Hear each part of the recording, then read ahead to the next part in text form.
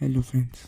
च 11 नीलामी the king of millionaire episode 11 नीलामी। जिस BMW कार को रिया बंसल ने अभिमन्यु को दिखाई थी, वो कार सच में लाजवाब थी।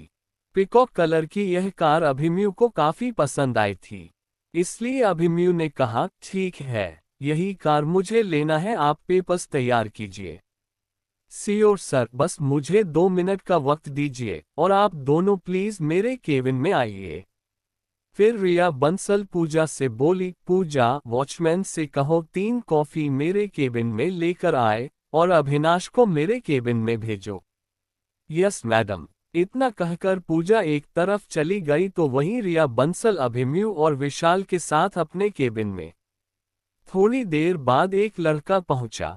ये लड़का रिया बंसल का मैनेजर अभिनाश वर्मा था।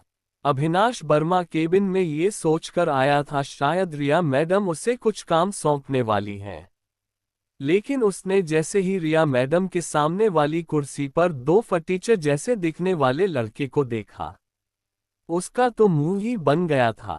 तभी रिया बंसल अभिनाश वर्मा से बोली, अभिनाश, इनसे मिलो, ये है अभिमन्यु और इनके दोस्त विशाल, इन्होंने BMW L7 खरीद रहे हैं, तुम फटाफट डॉक्यूमेंट्स तैयार करो। अभिनाश वर्मा ने जैसे ही सुना ये दोनों इस शोरूम की सबसे महंगी कार खरीद रहे हैं, उसका तो होश ही उड़ गया था।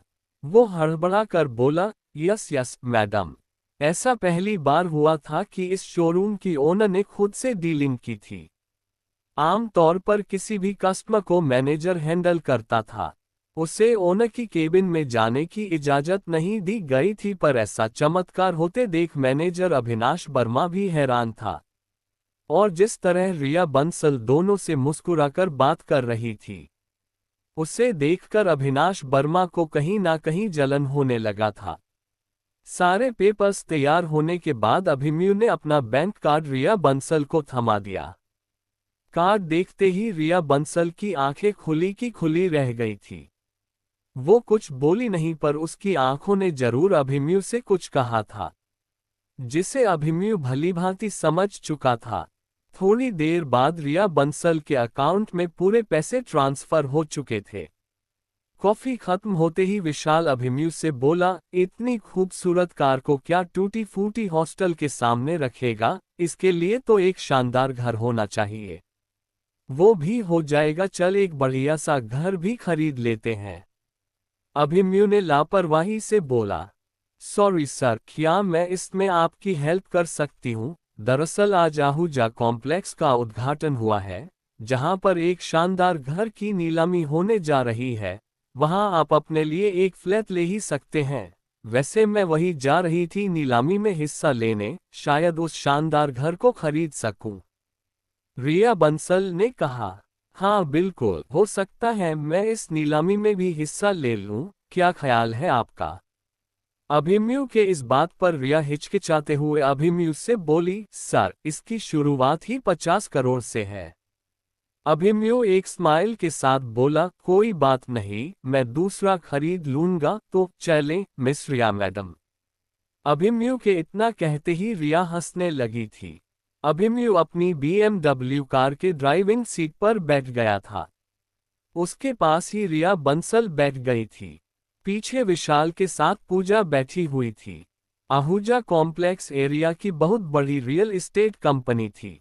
इस कंपनी में हर कोई इन्वेस्ट करना चाहता था, लेकिन रतन लाल आहूजा अकेले ही इसे संभालने में सक्षम थे।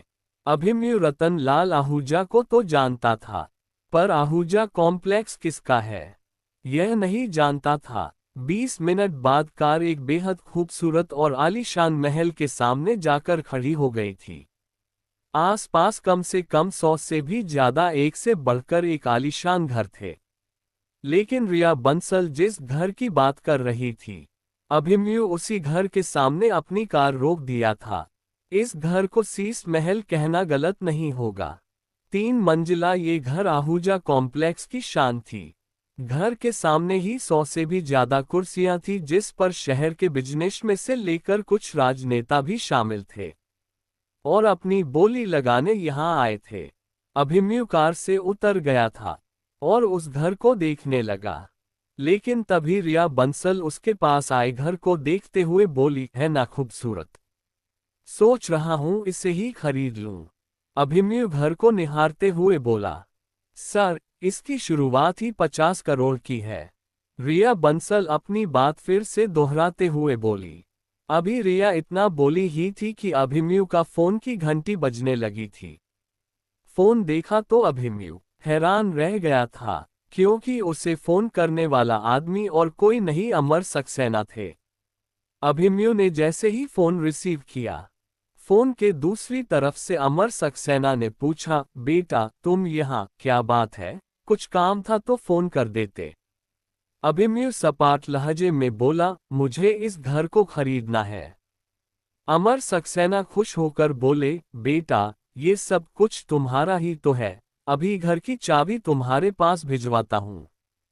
और इसी के साथ नीलामी बोलने वाले एक आदमी ने कहा, सॉरी जेंटलमैन, आप लोग यहाँ आए इसके लिए धन्यवाद। अब इस घर की नीलामी नहीं हो पाएगा, तो आप सभी से निवेदन है, अगर आपको दूसरा घर चाहिए तो देख सकते हैं, और अगर जाना चाहें तो अपने घर जा सकते हैं। Thank you very much. Riya ने जैसे ही सुना अब इस घर की नीलामी नहीं होगी, तो वो थोड़ा मायूस हो गई। उसके पास ही खड़ा अभिमन्यु से बोली, सर आप अपने लिए फ्लैट देख लीजिए, अब मुझे जाना होगा। लेकिन तभी अभिमन्यु के पास दो आदमी आए। दोनों के पहनावे से ही पता चल रहा था ये दोनों किसी आम इंसान के सिक्योरिटी गार्ड तो बिल्कुल नहीं है। दोनों आते ही अभिमन्यु को सैल्यूट किया, फिर एक चाबी का गुच्छा उसे थमाकर वापस चले गए। ये देख रिया बंसल हैरान रह गई थी। अभी कुछ पूछती उससे पहले ही अभिमन्यु रिया से बोला, क्या आप मेरा घर देखना पसंद करेगी? इतना सुनते ही रिया असमंजस में बोली, सर आप यहाँ से हिले भी नहीं और अपने लिए घर भी खरीद लिया। वैसे आपने कौन सा घर खरीदा, जरा मुझे भी तो दिखा दीजिए। चलो अभी दिखाता हूँ। इतना कहकर अभिमन्यु उस खूबसूरत घर की तरफ जाने लगा। तभी रिया बंसल उसे टोकते हुए कहा, अरे सर ये घर नहीं बिकेगा, कोई देख लेगा तो प्रॉब्लम क्रिएट हो सकता है। पर अभिमन्यु नहीं रुका, वो सीधा उस घर को खोलकर अंदर चला गया था। जब रिया बंसल ने देखा तो उसके तो होश ही उड़ गए थे। उसे अपनी आंखों पर विश्वास करना मुश्किल होने लगा था। अभिमन्यु के पीछे विशाल भी अंदर चला गया था, तो रिया भला कैसे रुकती? वो भी पूजा के साथ घर के अंदर चली गई। रिया बंसल जैसे ही अंदर पहुंची उसने देखा अभिमन्यु सोफे के ऊपर बड़ी ही शान से बैठा हुआ है और रिया को ही देख रहा है। रिया डरते हुए उसके पास पहुंच गई और कंपकंपाती आवाज में पूछा, आप कौन है सर, क्या मैं जान सकती हूँ? द किंग ऑफ मिलियनेयर है मेरा दोस्त, वो चाहे तो पूरा आहूजा कॉम्प्लेक्स खरीद सकता है। विशाल गर्व के साथ बोला। तभी पूजा सामने आकर अभिमन्यु से बोली, सॉरी सर, मुझे माफ कर दीजिए, मैंने आपसे जो भी कुछ कहा अनजाने में बोल गई थी।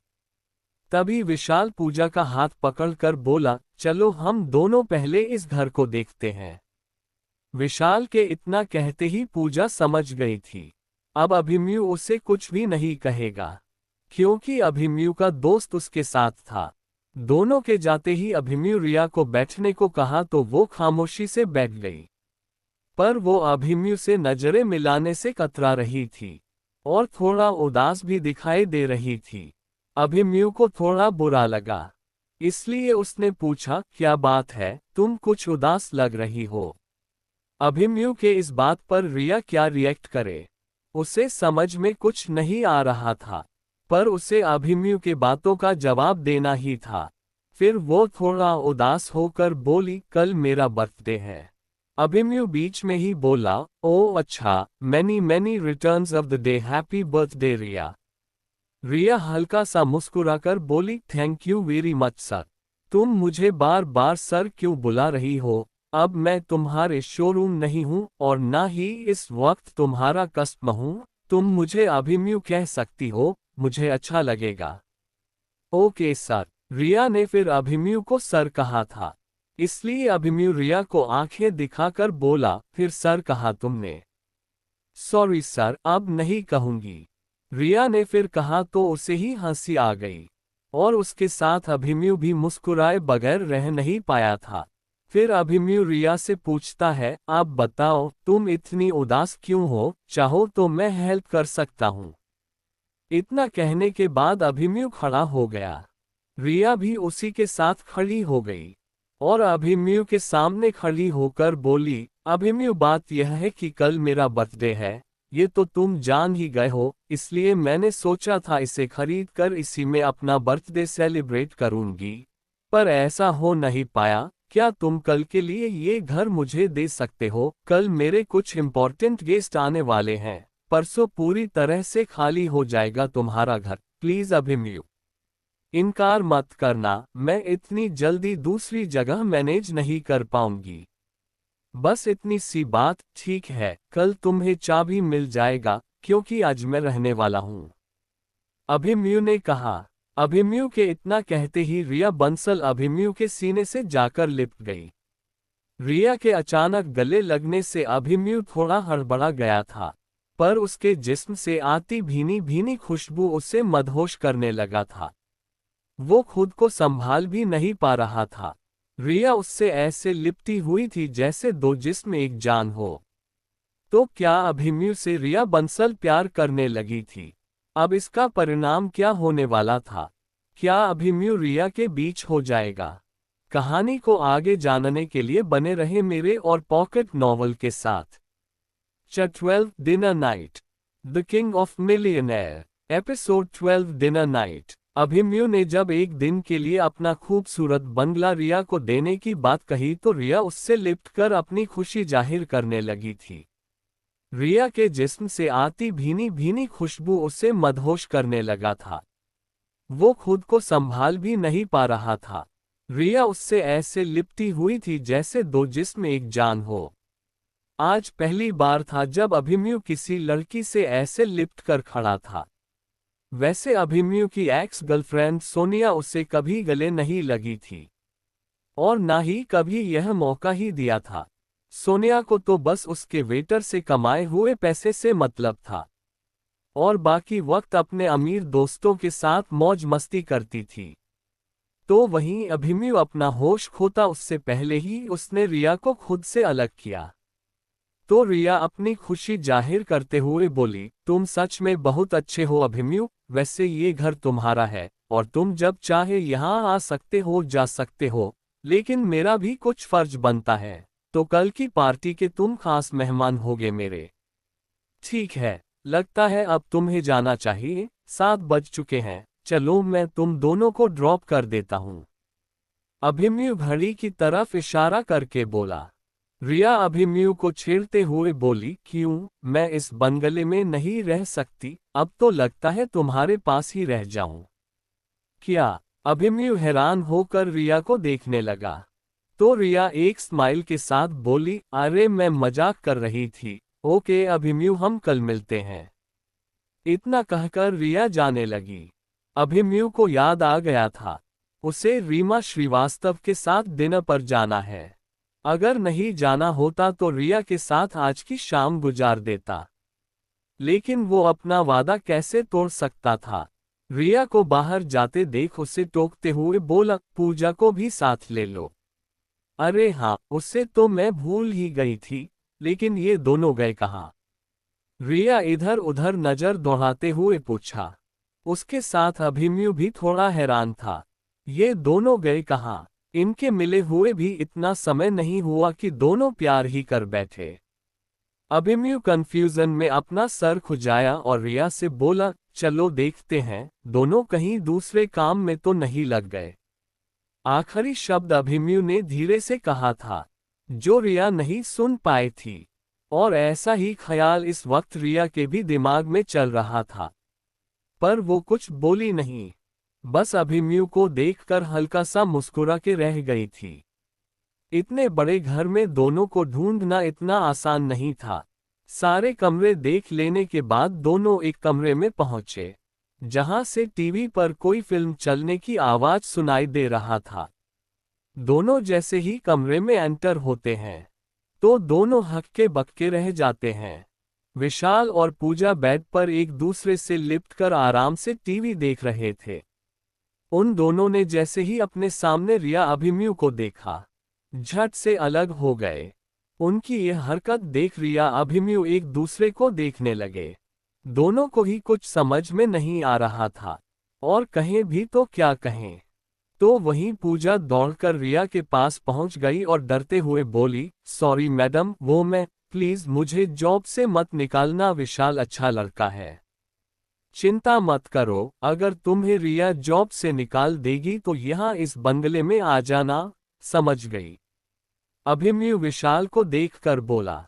विशाल बोला तो कुछ नहीं, लेकिन एक आंख मार दिया उससे। फिर चारों बंगले से चले गए। रिया और पूजा को ड्रॉप करने के बाद अभिमन्यु ने रीमा को कॉल किया तो उसने बताया कि वो हॉस्पिटल के बाहर उसे मिल जाएगी।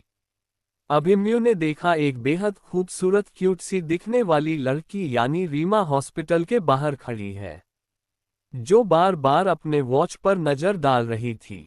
इस समय रीमा ने घुटनों तक स्कर्ट पहन रखी थी। उसकी दूध जैसी सफेद टांगे गजब ढा रही थी, और ऊपर उसने छोटा सा टी शर्ट पहने हुई थी, जिससे उसका फिगर साफ देखा जा सकता था। रीमा थी भी खूबसूरत, तभी तो अभिमन्यु ने उसे डिनर का ऑफर दिया था, और रीमा एक झटके में मान भी गई थी। और मानती भी क्यों नहीं। भले ही अभिमन्यु के ब्रांडेड कपड़े नहीं थे, पर था तो चलता फिरता बैंक। विशाल ने जैसे ही रीमा को देखा उसने अपना सिर ही पीट लिया। विशाल तो जैसे अपनी आंखें झपकना ही भूल गया था। उसके मुंह से अन्यास ही निकल गया, क्या लग रही है यार, इसे तू मुझे दे दे, इसे मैं अपनी गर्लफ्रेंड बनाऊंगा। तो पूजा का क्या होगा? अभिमन्यु विशाल को घूरते हुए पूछा तो विशाल मुंह बनाकर बोला, अरे यार वो तो गोल्ड डिगर है, मुझे तो यकीन ही नहीं होता कोई लड़की इतनी जल्दी भी पट सकती है। कल अगर मैंने उससे कह दिया ये सब कुछ मेरा नहीं तेरा है, तो पूजा मेरा वोट लगा देगी, समझा? अभिमन्यु बोला, ठीक है तुझे जरूर मौका दूंगा, वैसे रीमा जानती है मैं बस उसके साथ सिर्फ दिन ही करूंगा, उसे पता है मैं नीलम शास्त्री को ऑपरेशन क्यों करा रहा हूं। इतना कहकर अभिमन्यु अपनी कार रीमा के सामने खड़ी कर देता है। इतनी महंगी कार देखकर रीमा तो पहले घबरा जाती है और फिर थोड़ा पीछे हट जाती है। लेकिन जैसे ही कार का दरवाजा खोलकर अभिमन्यु रीमा से बोला, आ जाओ मिस रीमा। और रीमा जैसे ही कार के अंदर देखती है वह तो लगभग उछल ही पड़ती है। ये सब कुछ उसकी उम्मीद से परे था। उसने बस यही सोचा था अभिमन्यु एक टैक्सी लेकर आएगा और उसे डिनर के लिए लेकर जाएगा। पर यहाँ तो उसे और ही कुछ देखने को मिला था। रीमा फटाफट कार में बैठ गई। अभिमन्यु अपनी कार उसी होटल की तरफ ले बढ़ा दिया सुबह जिस होटल में गया था। रीमा खुश थी कि उसे आज इतनी महंगी कार में बैठने का मौका मिला था। रीमा बार बार अभिमन्यु को देख रही थी, और इसका एहसास अभिमन्यु को था। इसलिए अभिमन्यु उसे टोकते हुए कहा, ऐसे मत देखो, नहीं तो प्यार हो जाएगा। रीमा कुछ कहती उससे पहले ही पीछे बैठा विशाल गुस्से में बोला, अभिमन्यु तू भूल रहा है थोड़ी देर पहले हम दोनों में क्या बात हुई थी? अभिमन्यु बोला, यार तू मुझे ये सब क्यों सुना रहा है, तू खुद ही देख ले। विशाल चिढ़कर बोला, क्या देखूं, तुझे तो परहेज करना चाहिए ताकि मेरे लिए रास्ता साफ हो सके। अभिमन्यु बोला, रास्ता तुझे खुद से ही साफ करना होगा, इसमें मैं कुछ नहीं कर सकता। विशाल चिढ़कर बोला, रास्ता मुझे साफ करना होगा, अगर तू बीच में लेटा रहा तो रास्ता कैसे साफ करूंगा? इतनी देर से खामोश बैठी रीमा को जब दोनों की बातों का मतलब समझ में नहीं आया तो परेशान होकर बोली, ओ हेलो, ये तुम दोनों को हो क्या गया है, किस बारे में बात कर रहे हो? तभी विशाल मुस्कुराकर बोला, सच कहूं या झूठ?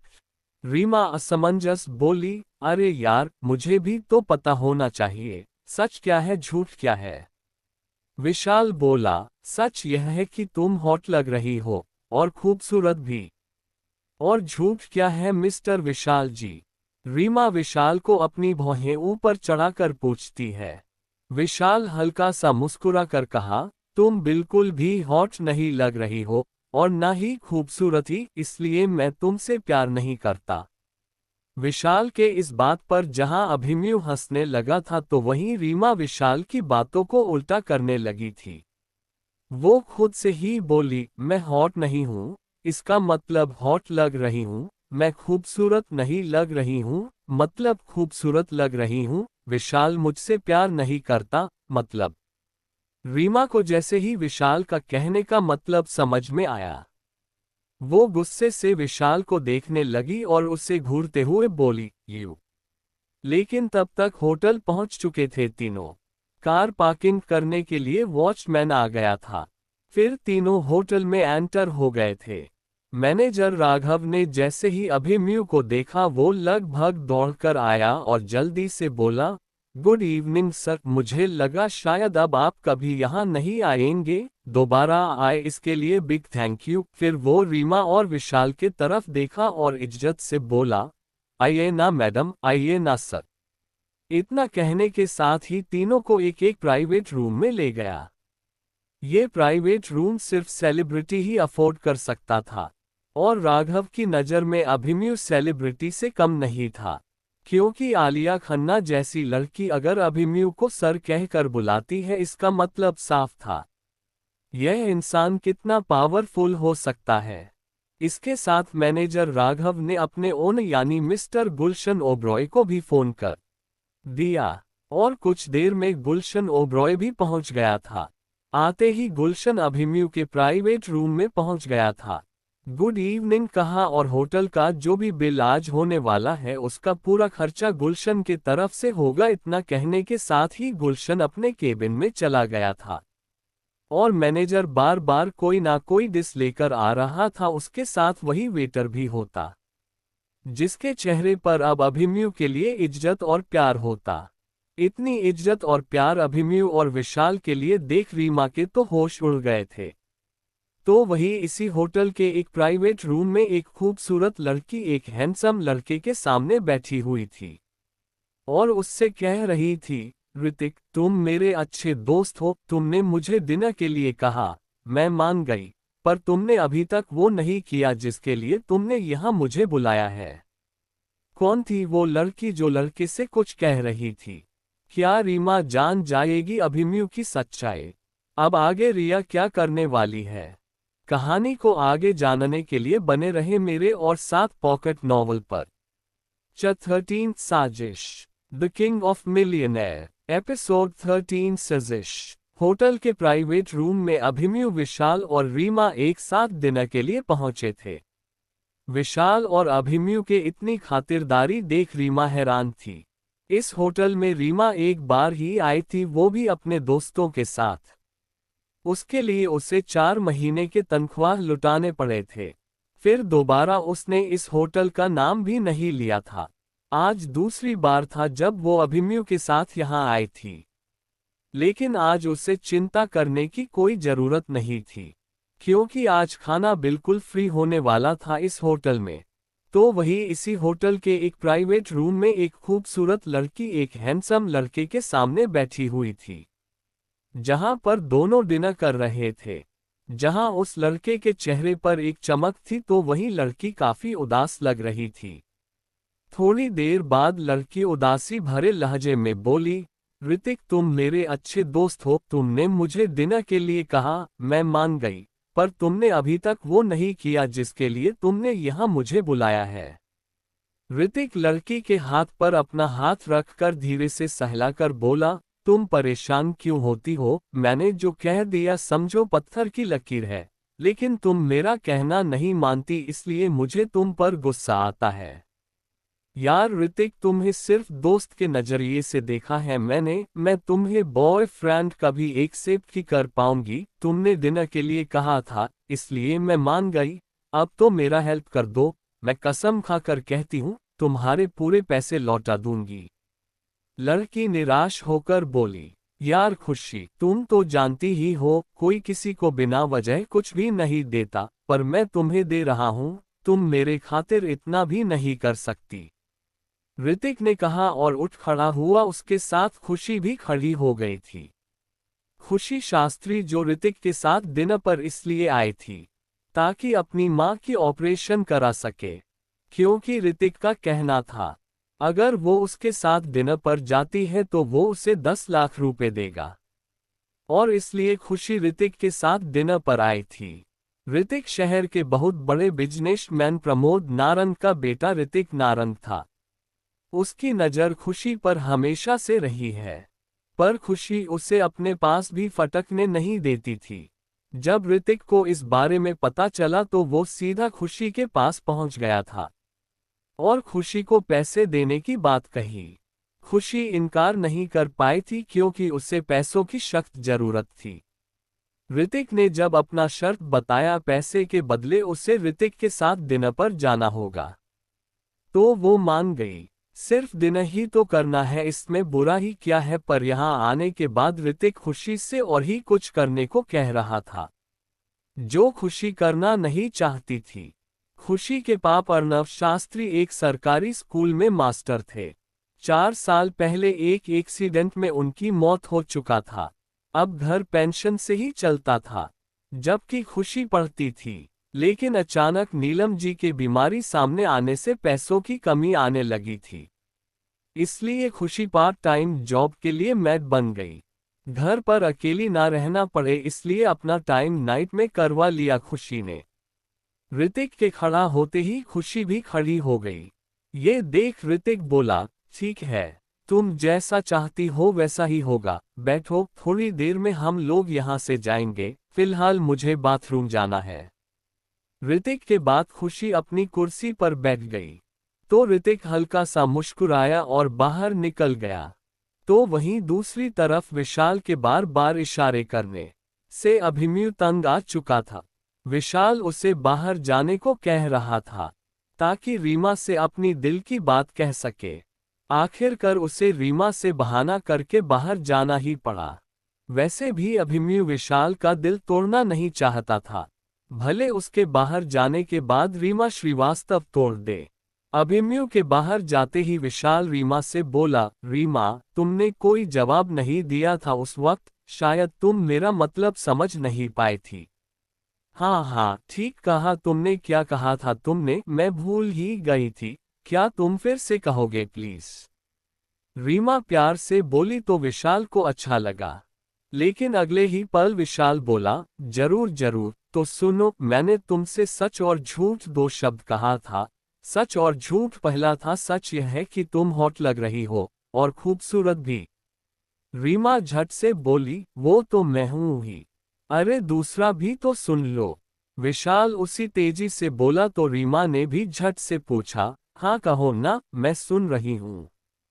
विशाल बोला, तुम बिल्कुल भी हॉट नहीं लग रही हो और ना ही खूबसूरत ही, इसलिए मैं तुमसे प्यार नहीं करता। अब इसे उल्टा करो। उल्टा? इतना कहकर रीमा विशाल के झूठे शब्दों को उल्टा करने लग गई। विशाल को देखते हुए बोली, तुम बिल्कुल भी हॉट नहीं लग रही हो। मतलब मैं हॉट लग रही हूँ और ना ही खूबसूरत, यानी मैं बहुत खूबसूरत लग रही हूँ, इसलिए मैं तुमसे प्यार नहीं करता। मतलब तुम मुझसे बहुत प्यार करते हो।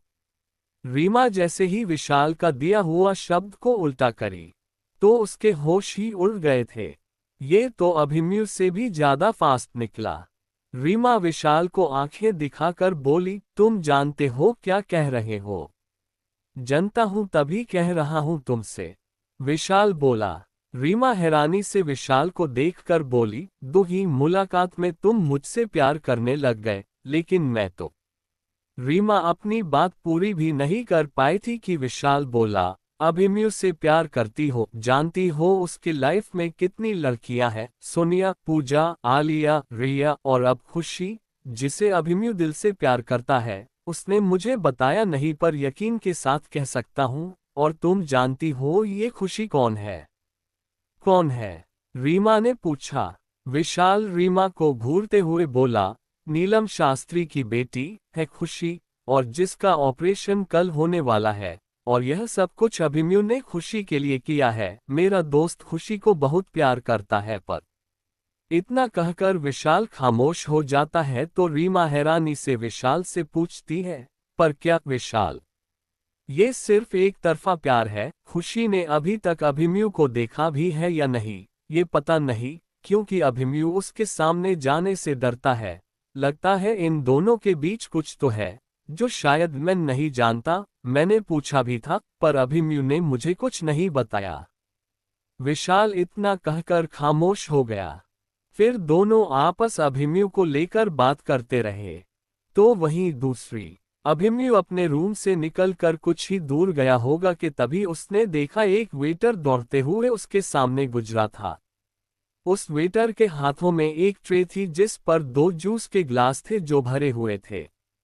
उसके चेहरे से कुछ परेशानी झलक रही थी। अभिमन्यु को लगा शायद उसके साथ कुछ हुआ है। वो भी उसके पीछे पीछे जाने लगा। लेकिन तभी अभिमन्यु ने देखा वेटर एक लड़के के सामने जाकर खड़ा हो गया था।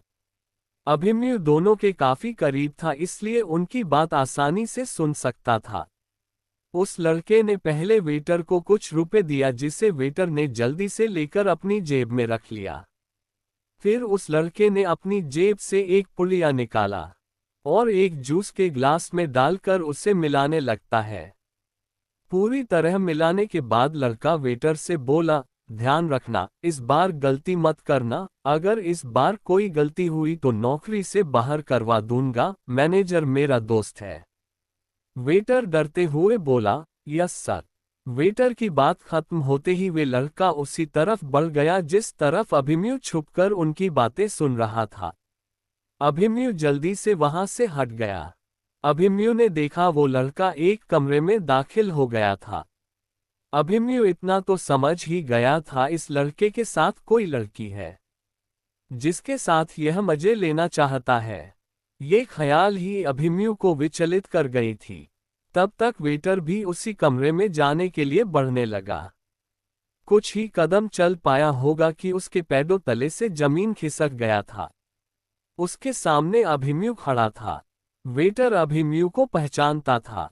सुबह होटल में जो भी कुछ हुआ था उसने भी अपनी आंखों से देखा था, इसलिए उसका डरना वाजिब था।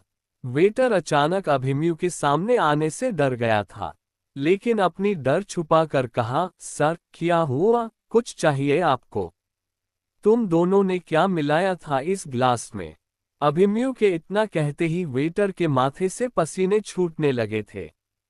वो हड़बड़ा कर बोला, नहीं सर, मैं इस होटल का वेटर हूं, मैं भला क्यों मिलाऊंगा? अभिमन्यु गुस्से से वेटर को देखा, फिर अपने दांत पीस कर बोला, तो फिर यह जूस पीकर दिखाओ मुझे। वेटर डरते हुए बोला, सर ऑर्डर के जूस है, मैं भला कैसे पी सकता हूं? मैंने पिया तो मेरे सैलरी से काट लिया जाएगा। अभिमन्यु बोला, तुम उसकी चिंता मत करो, इसका बिल मेरे नाम कर देना। अभिमन्यु के इतना कहते ही वेटर ने एक ग्लास उठाया और एक ही घूंट में खाली कर दिया। फिर खाली ग्लास ट्रे में रखकर बोला, अब तो यकीन हुआ आपको, इसमें ऐसा कुछ भी नहीं था। अभिमन्यु हल्का सा स्माइल के साथ वेटर को देखने लगा। फिर दूसरा ग्लास अपने हाथों में उठा लिया, उसके तरफ बढ़ाकर बोला, लो इसे भी पी लो। इतना सुनते ही वेटर अभिमन्यु से 2 कदम पीछे हट गया। क्या अभिमन्यु जान पाएगा इस होटल में खुशी भी ऐसी है? और यह साजिश किसके लिए किया जा रहा था? कहीं खुशी तो नहीं वो? बने रहिए पॉकेट नॉवल के साथ। च 14 गलत फहमी, the king of millionaire, episode 14 गलत फहमी। अभिमन्यु के कहने पर वेटर ने जूस का ग्लास उठाकर पी लिया था। फिर यकीन के साथ बोला, अब तो यकीन हो गया आपको, इसमें ऐसा कुछ भी नहीं था। अब मुझे जाने दीजिए, नहीं तो कस्टमर गुस्सा हो जाएगा सर। अभिमन्यु हल्का सा स्माइल के साथ वेटर को देखने लगा। ये देख वेटर थोड़ा डर गया पर खामोश खड़ा रहा। कुछ पूछने की उसमें हिम्मत नहीं हुई थी। फिर अभिमन्यु एक स्माइल के साथ दूसरा ग्लास अपने हाथों में उठा लिया। ये देख वेटर अंदर तक कांप गया। लेकिन तभी अभिमन्यु जूस का ग्लास उसके तरफ बढ़ाकर बोला, लो इसे भी पी लो। इतना सुनते ही वेटर अभिमन्यु से 2 कदम पीछे हट गया और घबरा कर बोला, सर मैं और जूस नहीं पी सकता, ज्यादा जूस पीने से मुझे एलर्जी होती है, प्लीज सर मुझ पर रहम कीजिए। वेटर के इतना कहने के साथ ही अभिमन्यु ट्रे के साथ ग्लास को फर्श पर रख दिया और एक जोरदार तमाचा वेटर के गाल पर जमा दिया। तमाचा लगते ही वेटर फर्श पर गिर पड़ा। एक थप्पड़ लगते ही वेटर के होंठ से खून निकलने लग गया था। लेकिन अभिमन्यु इतने पर भी शांत नहीं हुआ। उसने वेटर को कलर से पकड़कर खड़ा किया। दांत पीस कर गुस्से से में पूछा, जूस में क्या मिलाया था उस लड़के ने, सच बता नहीं तो तुझे अभी पुलिस के हवाले कर दूंगा। पुलिस का नाम सुनते ही वेटर थर थर कांपने लगा था। वो अच्छे से जानता था यह इंसान कुछ भी कर सकता है। उसने पहले ही अभिमन्यु की ताकत देख चुका था। अब उस वेटर के पास कोई रास्ता नहीं बचा था सच बताने के अलावा। वेटर खुद को बचाने की कोशिश करते हुए कहा, बताता हूँ सर बताता हूँ, प्लीज मुझे मत मारिए। दरअसल उस लड़के के साथ एक लड़की आई हुई है और उस लड़की के साथ। वेटर की बात पूरी होती उससे पहले ही अभिमन्यु उसके गाल पर एक चांटा रसीद कर दिया। फिर गुस्से में पूछा, उसने मिलाया था, क्या मिलाया था उसने, पहले ये बता नहीं तो जान से मार डालूंगा तुझे। उसने ड्रग मिलाया था सर। वेटर खुद को बचाने के लिए जल्दी से बोला। ड्रग का नाम सुनते ही अभिमन्यु को झटका लगा था। वो जानता था इस ड्रग से लड़की अपना होश खो देगी और इसका सीधा फायदा उस लड़के को होने वाला था। यानी लड़की ऐसी नहीं है। अभिमन्यु गुस्से में वेटर को पीटने लगा था। लेकिन तभी एक लड़का वहां आया। ये लड़का और कोई नहीं ऋतिक नारंग ही था। वेटर के ना पहुंचने पर यह देखने आया था आखिर वेटर गया तो गया कहां। लेकिन उसने जैसे ही देखा एक फटीचर जैसा दिखने वाला लड़का वेटर को बेरहमी से पिट रहा है। उसे इतना गुस्सा आया कि वो दौड़कर दोनों के पास पहुंच गया। अभिमन्यु को पीछे से पकड़कर धक्का दे दिया जिससे अभिमन्यु फर्श पर गिर पड़ा था।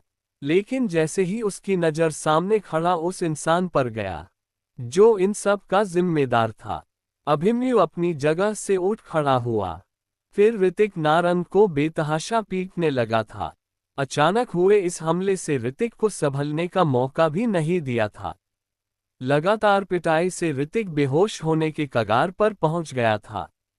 वो बस चिल्लाए जा रहा था।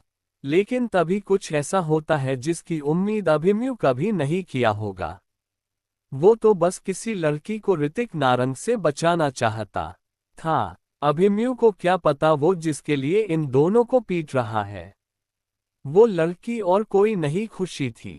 काफी देर बाद भी जब ऋतिक होटल के प्राइवेट रूम में नहीं पहुंचा तो खुशी ऋतिक को ढूंढते हुए कमरे से बाहर निकली। तो वो देखती है एक लड़का ऋतिक को बेरहमी से पिट रहा है और उसके पास ही एक वेटर भी पड़ा हुआ था जो शायद दर्द में था। अभिमन्यु का पीठ खुशी के तरफ था इसलिए खुशी मारने वाले को पहचान नहीं पाई थी। खुशी को गुस्सा इसलिए भी आया था ऋतिक उसे रूप देने वाला था ताकि अपनी मम्मी का इलाज करवा सके। लेकिन इतनी मार खाने के बाद ऋतिक पैसा देने से रहा। उसे खाली हाथ लौटना पड़ सकता है। वैसे खुशी भी ऋतिक के करैक्टर से वाकिफ थी पर इस वक्त वो ऋतिक के साथ थी क्योंकि ऋतिक उसे पैसे देने वाला था। ऐसे में उसका फर्ज बनता था ऋतिक की मदद करना। वो भागकर अभिमन्यु के पास आए उसे खींचकर अपने तरफ करती है और बिना देखे ही उसके गाल पर एक जोर का तमाचा रसीद कर देती है। अचानक किसी के थप्पड़ मारने से अभिमन्यु दंग रह गया था और उसे गुस्सा भी आ गया था। लेकिन उसने जैसे ही अपने सामने खड़ी खुशी को देखा तो हैरान रह गया था।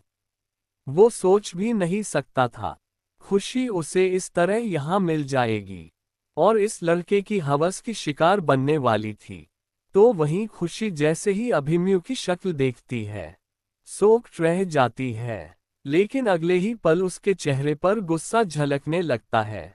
वो गुस्से में आकर बोली, तुम ऋतिक को मार कैसे सकते हो, तुम्हारे वजह से अब मुझे कुछ नहीं देगा। तुम जानती हो ये तुम्हारे साथ क्या करने जा रहा था। अभिमन्यु गुस्से से देखकर खुशी से बोला, तो खुशी भी गुस्से में बोली, हाँ जानती हूँ, तुम्हारी सोच ही गंदी है, इसलिए हर वक्त तुम्हारे जहन में ऐसे ख्याल आते रहते हैं, तुमने मेरे बनाए हुए कामों पर पानी फेर दिया है। कहते कहते खुशी रोने लगी थी, फिर अपने आंसू पोंछकर फिर से बोली, मैं तुम्हें कभी माफ नहीं करूंगी, तुमने मुझे कहीं का नहीं छोड़ा। उसकी बातों से अभिमन्यु भी परेशान हो गया था। वो गुस्से से अपनी बाल खींचने लगा। फिर गुस्से में आकर बोला, कितनी पागल हो तुम, अरे पहले मेरी बात तो सुनो, रोने से कुछ नहीं होगा। खुशी रोते हुए बोली, कुछ नहीं सुनना मुझे, वैसे भी अब तुम्हें सफाई देने की जरूरत भी नहीं है। मैं तो तुम्हें उसी वक्त पहचान गई थी जब तुम आहूजा पैलेस में मुझसे मिले थे। तुम जैसे लड़कों को मैं अच्छी तरह से जानती हूँ, तुम्हें सिर्फ मौका चाहिए लड़कियों से बात करने का, मौका मिलते ही उसके साथ। छी, मुझे तो कहने भी, लेकिन मैं तुमसे ये सब क्यों कह रही हूँ। तब तक होटल का मैनेजर राघव भी आ गया था। राघव ने जब देखा एक लड़की अभिमन्यु को बुरी तरह से डांट रही है, जो मन में आ रहा था वही कह रही थी, तो उसे गुस्सा आ गया।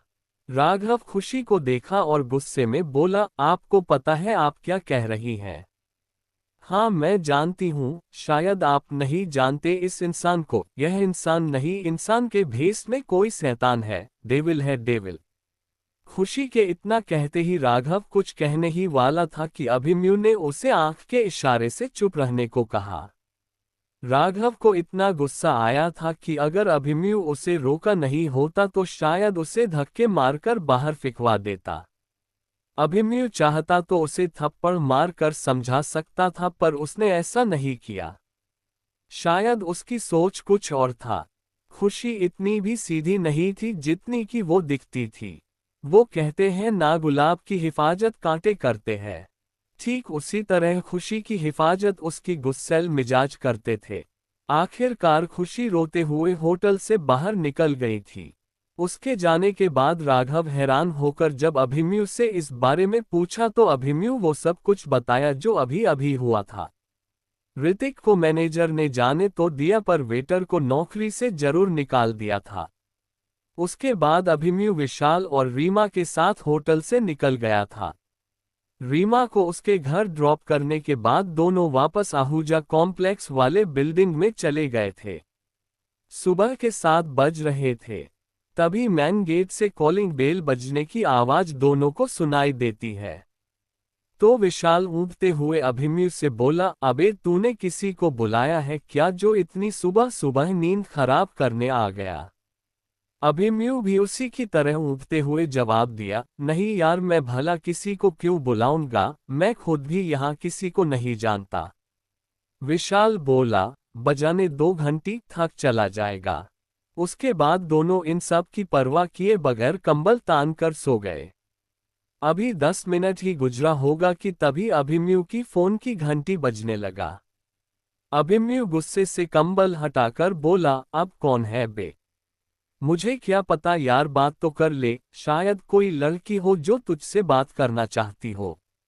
विशाल चिढ़कर बोला, चुप कर, तुझे हर वक्त लड़की ही दिखती है और कोई काम रह गया है तेरे पास? अभिमन्यु इतना कहकर फोन रिसीव किया। फोन रिसीव करते ही एक लड़की की मधुर आवाज सुनाई देती है उससे, हेलो अभिमन्यु, मैं हूँ रिया। दरअसल मैंने कुछ आदमियों को तुम्हारे यहाँ भिजवाया है ताकि अंदर बर्थडे पार्टी की डेकोरेट कर सके। यू डोंट माइंड मैंने तुम्हें इतनी सुबह कॉल किया? सॉरी यार। ओके कोई बात नहीं, तुम चिंता मत करो, सब हो जाएगा, अभिमन्यु नर्म लहजे में कहा। तभी रिया बोली, शाम को जल्दी आ जाना समझे, तुम आओगे तभी केक काटूंगी, याद रखना। ठीक है, आ जाऊंगा। इतना कहने के साथ ही फोन कट कर दिया और इसी के साथ नीचे गेट खोलने चला गया। अभिमन्यु ने गेट खोला तो देखा 4 लोग खड़े थे, कुछ सामान के साथ। अभिमन्यु को देखते ही एक आदमी गुस्से में बोला, पता नहीं तुम जैसों को कौन नौकरी में रखा हुआ है, सुनाई नहीं देता तुम्हें, कब से घंटी बजा रहे हैं हम लोग। अभिमन्यु चाहता तो उसे थप्पड़ लगा सकता था, लेकिन वो लोग उसे जो समझ रहे थे अभिमन्यु उन्हें वही समझना देना चाहता था। इसलिए वो खामोशी से ऊपर चला गया। दोनों कुछ देर बाद कॉलेज के लिए निकल पड़े। क्या खुशी जान पाएगी कभी अभिमन्यु की सच्चाई? जब उसे पता चलेगा तो क्या होगा? उसकी मम्मी नीलम शास्त्री का ऑपरेशन हो चुका है। आज पार्टी में क्या होगा? बने रहे पॉकेट नॉवल के साथ। चा 15 नया boyfriend. The king of millionaire episode 15 नया बॉयफ्रेंड। दोनों टैक्सी से कॉलेज पहुंच चुके थे। आज कई दिनों बाद अभिमन्यु कॉलेज गया था। सबसे पहले दोनों कैंटीन में पहुंचे। कैंटीन में पहले से ही कई लड़कों और लड़कियों का ग्रुप बैठा हुआ था।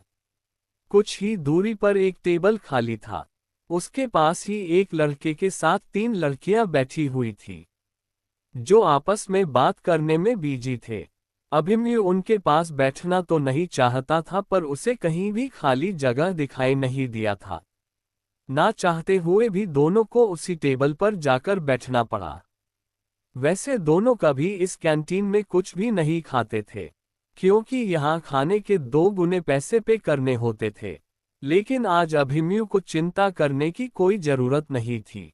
आज उसके पास इतने पैसे थे कि कैंटीन के साथ साथ पूरे कॉलेज को खरीद सकता था।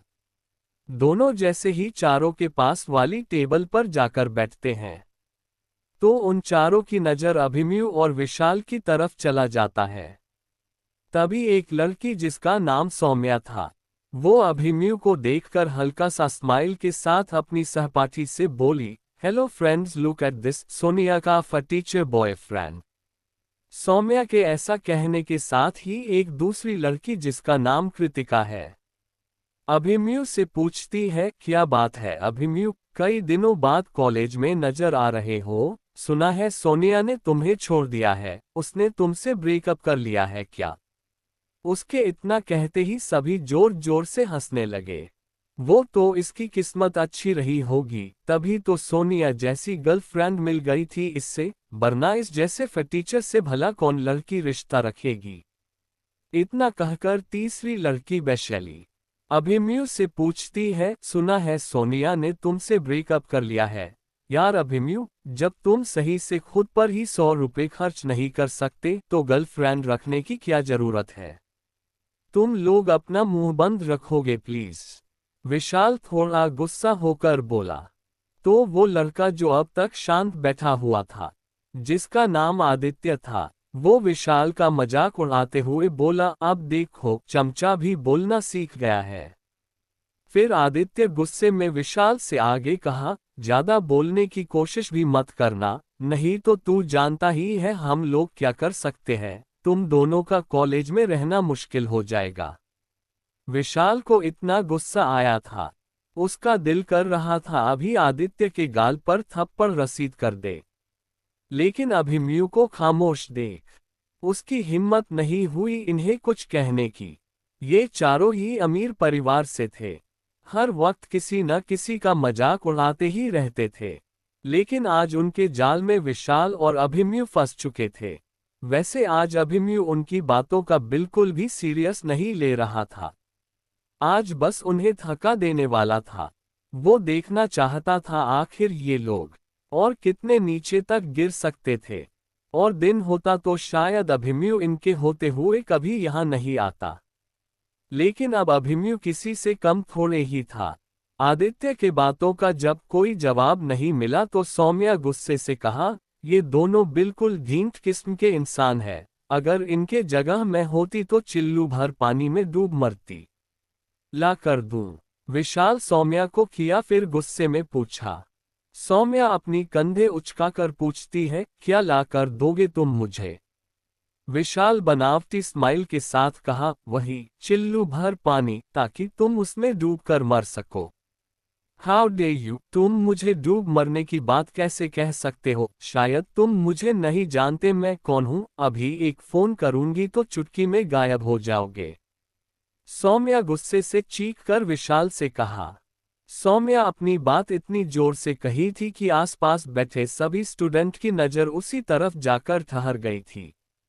इतनी देर से खामोश बैठा अभिमन्यु सपाट लहजे में सौम्या से बोला, यानी तुम्हारे मन में जो आएगा वही बोलोगी?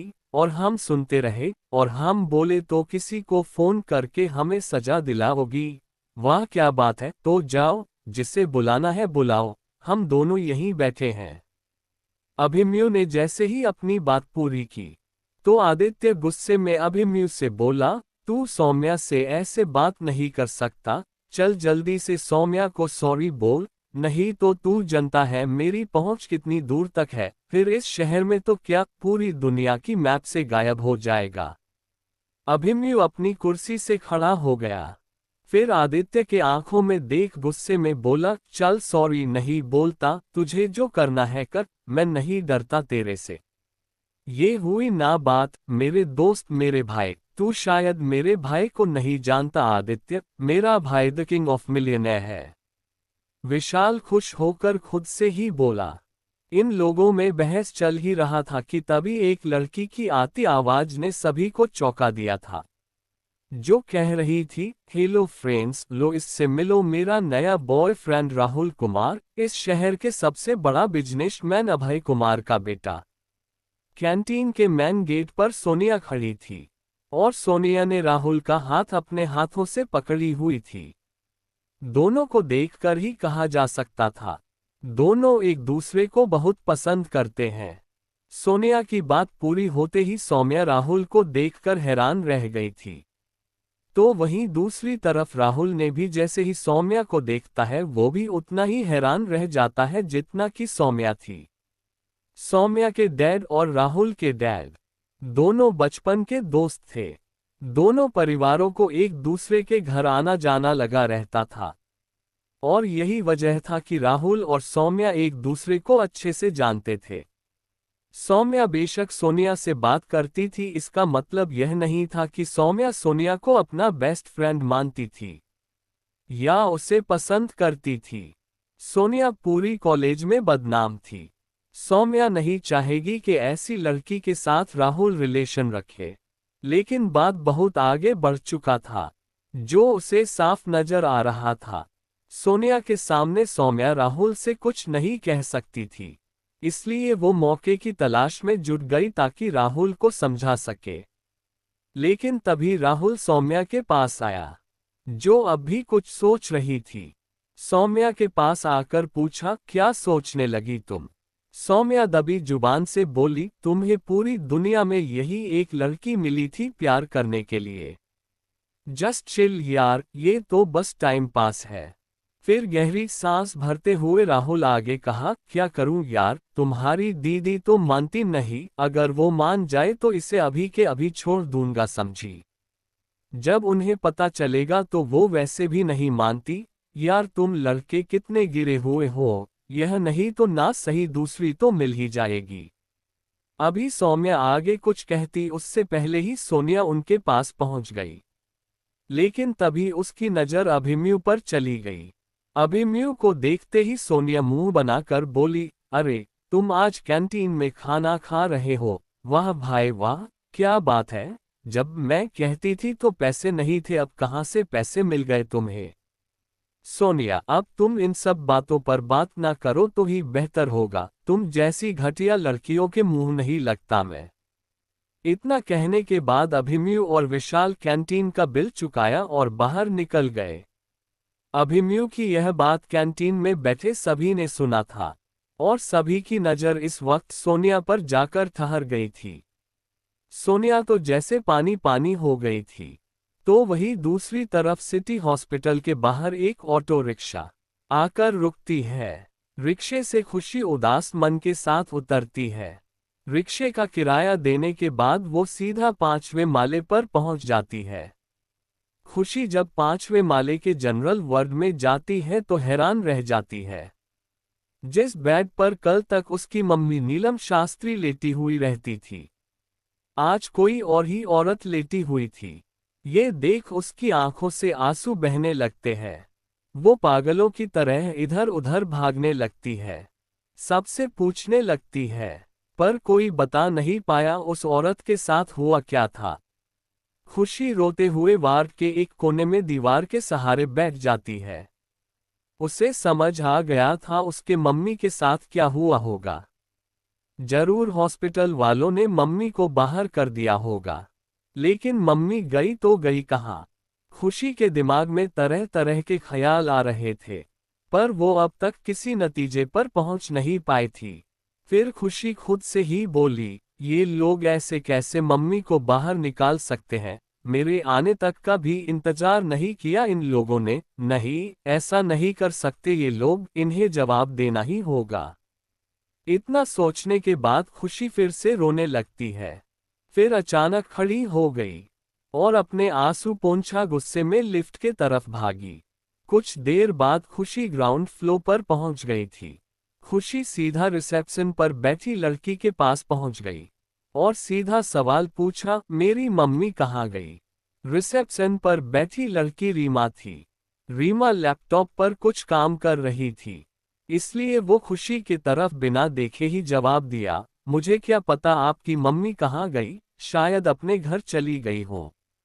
इतना कहने के बाद रीमा फिर से अपना काम करने लगी। रीमा के इतना कहते ही खुशी को इतना गुस्सा आया कि उसका मन किया उसके सामने बैठी लड़की का मुंह तोड़ दे। लेकिन फिर खुशी अपनी गुस्से को दबाकर उससे पूछती है, तुम बताती हो नहीं? अरे यार मैं क्या बताऊं, यही कि तुम्हारी मम्मी कहाँ गई, तो अपनी कान खोलकर सुन लो। मैं यहाँ इसलिए नहीं बैठी कि कौन कहाँ जा रहा है और कौन आ रहा है, इसलिए जाओ किसी और से पूछ लो तुम। रीमा थोड़े गुस्से में कही थी। इस बार खुशी काउंटर पर हाथ मारकर बोली, ठीक है फिर मैं अब पुलिस के साथ ही आऊंगी। इतना कहकर खुशी आंसू पोंछकर बाहर जाने के लिए आगे बढ़ गई थी। तो क्या खुशी सच में पुलिस के पास जाने वाली है, या फिर उससे सच्चाई का पता चल जाएगा? कहानी को आगे जानने के लिए बने रहे मेरे और पॉकेट नॉवल के साथ। च 16 खुशी की खुशी, the king of millionaire, episode 16 खुशी की खुशी। रीमा की बात पर खुशी को इतना गुस्सा आया, हॉस्पिटल में पुलिस लाने की बात कहकर बाहर जाने लगती है। पुलिस की बात सुनते ही रीमा डर जाती है, इसलिए वो जल्दी से काउंटर से नीचे आती है और भागकर खुशी के सामने जाकर खड़ी हो जाती है और हौंफते हुए कहती है, रुकिए मैडम, चलिए मेरे साथ, मैं देखती हूँ। रीमा के ऐसा कहते ही खुशी ने अपना आंख बंद कर लिया था, जिससे उसकी आंखों से दो मोटे आंसुओं की बूंदें निकलकर फर्श पर गिर जाती है। रीमा खुशी को अपने साथ काउंटर पर लेकर जाती है और फिर उससे तमीज के साथ पूछती है, हाँ तो मैडम बताए, पेशेंट का नाम क्या था और वो किस वार्ड में एडमिट थी, बेड का नंबर कितना था? खुशी बोली, नीलम शास्त्री 5वें माले की जनरल वार्ड 45 के बेड नंबर 112 में एडमिट थी। खुशी की बात सुनते ही रीमा एक स्माइल के साथ खुशी को देखने लगी। रीमा के ऐसे हंसकर देखने से खुशी को कुछ भी समझ में नहीं आया था, इसलिए खुशी हैरानी से पूछती है, तुम ऐसे हंस क्यों रही हो? रीमा ने कहा, क्योंकि आपकी मम्मी का ऑपरेशन हो चुका है, अब वो खतरे से बाहर हैं, कल तक उन्हें होश भी आ जाएगा, अब आपको कहीं भटकने की जरूरत नहीं है। अगर विश्वास नहीं हो रहा है तो चलिए मेरे साथ, मैं दिखाती हूँ आपको। इतना कहने के साथ ही रीमा खुशी को अपने साथ लेकर वीआईपी रूम के तरफ लेकर जाने लगती है। खुशी जैसे जैसे आगे बढ़ रही थी वैसे वैसे उसकी दिल की धड़कन भी बढ़ती जा रही थी। खुशी ना जाने अब से पहले कितनी ही बार इस हॉस्पिटल में आ चुकी थी, लेकिन इस तरफ आज पहली बार आई थी। ऑपरेशन की बात सुन लेने के बाद खुशी बहुत खुश थी। इसके साथ उसके मन में ढेरों सवाल भी चलने लगे थे, लेकिन अभी कुछ नहीं पूछना चाहती थी। सबसे पहले वो अपनी मम्मी से मिलना चाहती थी। रीमा खुशी को लेकर एक कमरे में एंटर होती है। कमरे को देखकर ही खुशी को एहसास हो गया था, ये जो कह रही है सच कह रही है, क्योंकि कमरे में एंटर होते ही उसने शीशे की दीवार के उस तरफ बेड पर लेटी हुई अपनी मम्मी को देख लिया था।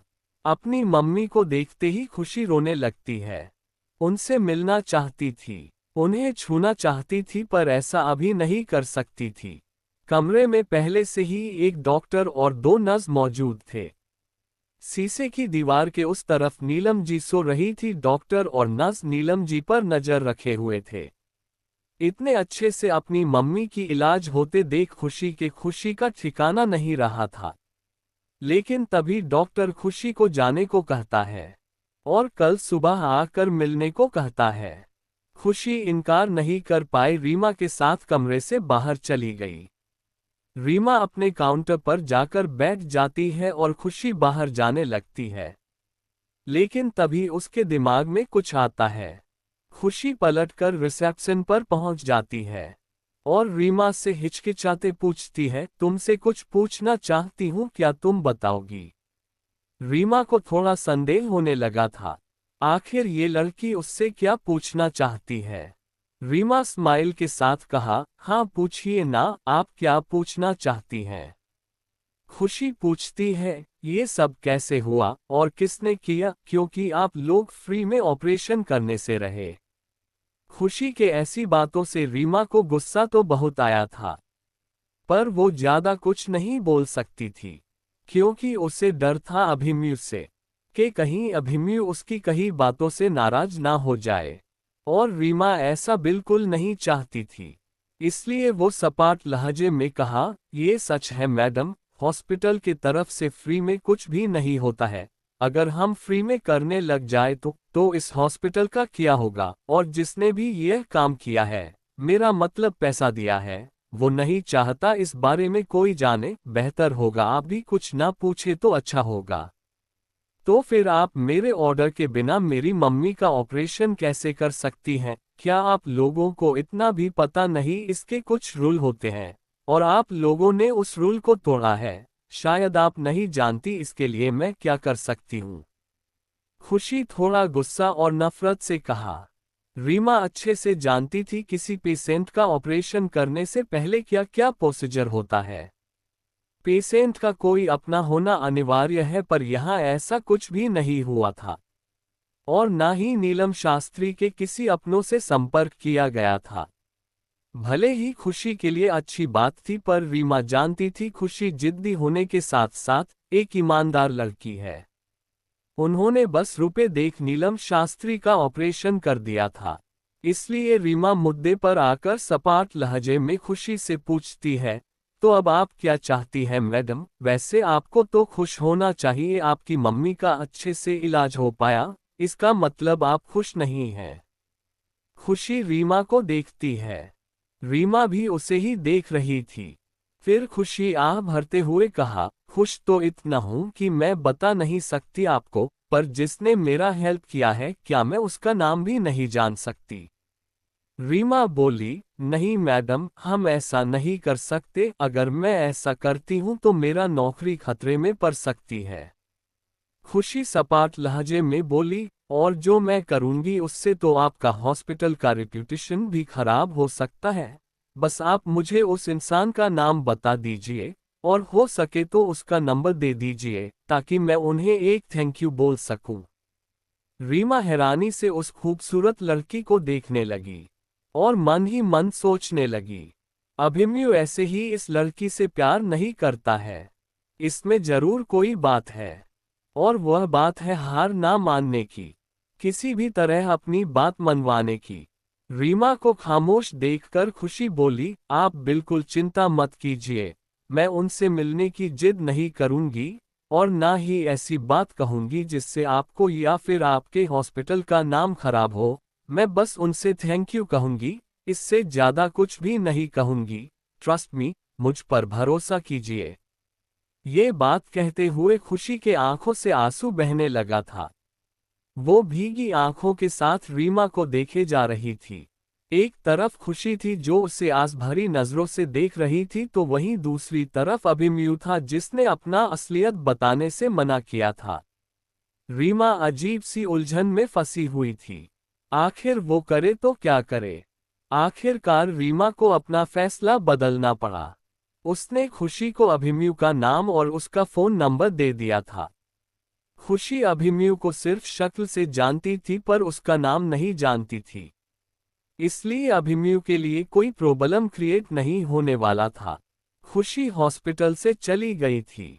उसके जाते ही रीमा अभिमन्यु से सब कुछ बता देती है, जिसे सुनने के बाद अभिमन्यु को गुस्सा तो आया था, पर रीमा की मजबूर को देखते हुए उसने आगे कुछ नहीं कहा। लेकिन सबसे बड़ी बात यह थी कि इस वक्त अभिमन्यु हॉस्पिटल पहुंचा था ताकि देख सके नीलम शास्त्री का ऑपरेशन हुआ या नहीं। इतना तो वो भी जानता था, जो भी काम हुआ था ये सब रूल के खिलाफ था। और वो ये भी जानता था खुशी कितनी जिद्दी किस्म की लड़की है। तो वहीं दूसरी तरफ खुशी मन से हॉस्पिटल के बाहर जा रही थी तो अभिमन्यु हॉस्पिटल के अंदर आ रहा था। तभी अभिमन्यु के सामने से एक लड़की जाती है। अचानक लड़की का पैर स्लिप करता है और वो जैसे ही नीचे गिरने वाली होती है उससे पहले ही अभिमन्यु उस लड़की को अपनी बाहों में भर लेता है और अभिमन्यु का हाथ लड़की के कमर पे चला जाता है, जिससे लड़की को एक अजीब सी फीलिंग होती है और लड़की गुस्से में अभिमन्यु के गाल पर एक थप्पड़ जड़ देती है और गुस्से में आकर कहती है, stop it, how day you, तुम्हारी हिम्मत कैसे हुई मुझे छूने की, तुम जैसे लड़कों को मैं अच्छी तरह से जानती हूँ, तुम्हें बस बहाना चाहिए लड़कियों को छूने की। विशाल कुछ कहता लड़की से, लेकिन अभिमन्यु ने इशारे से मना कर दिया उसे कुछ कहने से। तो वहीं बाहर जा रही खुशी ने भी यही देखा था, अभिमन्यु को उस लड़की को अपनी बाहों में लेते हुए और लड़की को अभिमन्यु को थप्पड़ मारते हुए। खुशी को भी अभिमन्यु पर बहुत गुस्सा आया था। अभिमन्यु ने विशाल को इसलिए मना किया था क्योंकि उसने खुशी को देख लिया था। अभिमन्यु बात आगे और बढ़ाना नहीं चाहता। अभिमन्यु हॉस्पिटल के अंदर जाता उससे पहले ही खुशी उसके पास पहुंच गई और नफरत से उसे देखकर एक स्माइल के साथ कहा, बड़े ही भिन्न किस्म के इंसान हो तुम, कल तुमने जो भी कुछ किया था उसकी सजा इस लड़की ने तुम्हें दे दिया, लेकिन मुझे समझ में नहीं आता आखिर मैं जहां होती हूं तुम भी वहीं पहुंच जाते हो, कहीं ऐसा तो नहीं कि तुम मेरा पीछा करते हो। लेकिन तभी विशाल गुस्से में बोला, ओह हेलो, हमें कोई शौक नहीं तुम्हारा पीछा करने का, इत्तेफाक से तुम भी वहीं मिल जाती हो, इसमें हमारा क्या कसूर है। अच्छा, तो इसका मतलब मैं वहां आ जाती हूं जहां तुम दोनों होते, मैं तुम दोनों को बेवकूफ नजर आती हूं, अरे मैं क्यों तुम दोनों से बात कर रही हूं, ओके बाय। खुशी इतना कहकर वहां से जाने लगती है। तो विशाल गुस्से में आकर अभी कुछ कहने ही वाला था कि अभिमन्यु ने उससे रोक लिया। तो विशाल गुस्से में अभिमन्यु से बोला, यार यह खुद को समझती क्या है और तू इसकी हेल्प कर रहा है जिसे बोलने तक की तमीज नहीं है। अभिमन्यु जाती हुई खुशी की तरफ देखने लगा, फिर कठोर शब्दों में कहा, तू चिंता मत कर विशाल, एक दिन इसे खून की आंसू रुलाऊंगा, तब देखना कैसे तड़पती है। इतना कहकर अभिमन्यु हॉस्पिटल के अंदर चला गया था। आखिर अभिमन्यु क्या करने वाला था खुशी के साथ? जब सच्चाई का पता चलेगा तो खुशी क्या करेगी? कहानी को आगे जानने के लिए बने रहे पॉकेट नॉवल के साथ। 17 अभिमन्यु पर इल्जाम। The king of millionaire, episode 17 Abhimanyu पर इल्जाम। शाम के 6 बज चुके थे। हॉस्पिटल से निकलने के बाद अभिमन्यु और विशाल एक शोरूम पहुंचे, जहां दोनों ने अपने अपने लिए कुछ कपड़े लिए ताकि रिया के बर्थडे पार्टी में पहन कर जा सके। कपड़े चेंज करने के बाद अभिमन्यु एक ज्वेलरी के दुकान पर पहुंच गया। रिया के लिए कुछ ऐसा खरीदना चाहता था जिसे देखते ही रिया को पसंद आ जाए। काफी मशक्कत के बाद अभिमन्यु को एक नेकलेस पसंद आ गई थी और उसकी कीमत 5 लाख रुपए थे। उसे पैक करवाने के बाद टैक्सी लेकर दोनों और आहूजा कॉम्प्लेक्स के लिए निकल पड़े। लेकिन तभी अभिमन्यु की फोन की घंटी बजी। अभिमन्यु ने देखा उसे किसी न्यू नंबर से फोन आ रहा था। अचानक उसके दिमाग की घंटी बजा। उसके होंठों पर एक स्माइल बिखर गई थी। उसने कॉल रिसीव नहीं किया। वो जानता था ये फोन किसका हो सकता है। अभिमन्यु उसे और भी पागल कर देना चाहता था। फोन काटने और अभिमन्यु को यूं मुस्कुराता देख विशाल को कुछ भी समझ में नहीं आया था। इसलिए विशाल हैरान होकर पूछा, किसका फोन था और तू हंस क्यों रहा है भाई, मुझे भी तो बता। अभिमन्यु बोला, उसी घमंडी और बदतमीज लड़की की। ओ खुशी की, पर तुमने फोन उठाया क्यों नहीं? उसे उसकी औकात बता देना था तुझे। अगर तेरी जगह मैं होता तो उसकी ऐसी की तैसी कर देना था आज। विशाल दांत पीसकर बोला। सब्र करो, थोड़ा सब्र करो, अभी तो शुरुआत है, आगे आगे देखो होता है क्या। अभिमन्यु बोला। अभिमन्यु के इतना कहते ही विशाल उसे घूरने लगा। तो अभिमन्यु विशाल से पूछा, तू मुझे ऐसे क्यों देख रहा है? विशाल उसे छेड़ते हुए पूछा, कहीं तू उसे पसंद तो नहीं करता? विशाल के इतना कहते ही अभिमन्यु खिड़की से बाहर गुजरते हुए ऊंचे ऊंचे बिल्डिंग देखने लगा। तो विशाल चिढ़कर बोला, तू ऐसा कैसे कर सकता है यार? देखा नहीं कितनी बदतमीज लड़की है वो, जब देखो तुझे कुछ ना कुछ उल्टा सीधा कहती रहती है, और तू है कि उसके पीछे इतना। अभिमन्यु विशाल की बात बीच में ही काट कर उसे समझाते हुए गंभीर स्वर में कहा, हर किसी के पास खुद के बचाव के लिए एक हथियार होना चाहिए विशाल। खुशी के पास कोई नहीं है जो उसकी रक्षा कर सके, इसलिए उसने अपने गुस्से को ही हथियार बनाया हुआ है, ताकि कोई भी बुरा इंसान उसके पास जाने से डरे। ऐसी लड़की अगर एक बार तुझ पर विश्वास करने लग जाएगी तो अपना सब कुछ तुझ पर निछावर कर देगी, फिर दुनिया की किसी भी ताकत उसके सामने टिक नहीं पाएगी। वक्त आने दे, तू भी देख लेना। लेकिन तभी अभिमन्यु का फोन की घंटी बजा। इस बार भी अभिमन्यु को फोन करने वाली खुशी ही थी। इस बार भी अभिमन्यु ने फोन रिसीव नहीं किया, बस मुस्कुराकर रह गया। टैक्सी आहूजा कॉम्प्लेक्स के बाहर रुक गई थी। दोनों कार से उतरकर अपने बंगले की तरफ चल पड़े। बंगले के पास बंगले के अंदर काफी चहल पहल थी। 20 ज्यादा कारें थी वहां पर, जो एक से बढ़कर एक थी।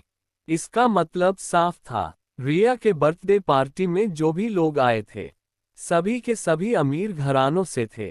काफी लोग बंगले के पास खड़े होकर सेल्फी ले रहे थे, जिसमें काफी सारी लड़कियां भी थी, जो दूर से काफी खूबसूरत लग रही थी।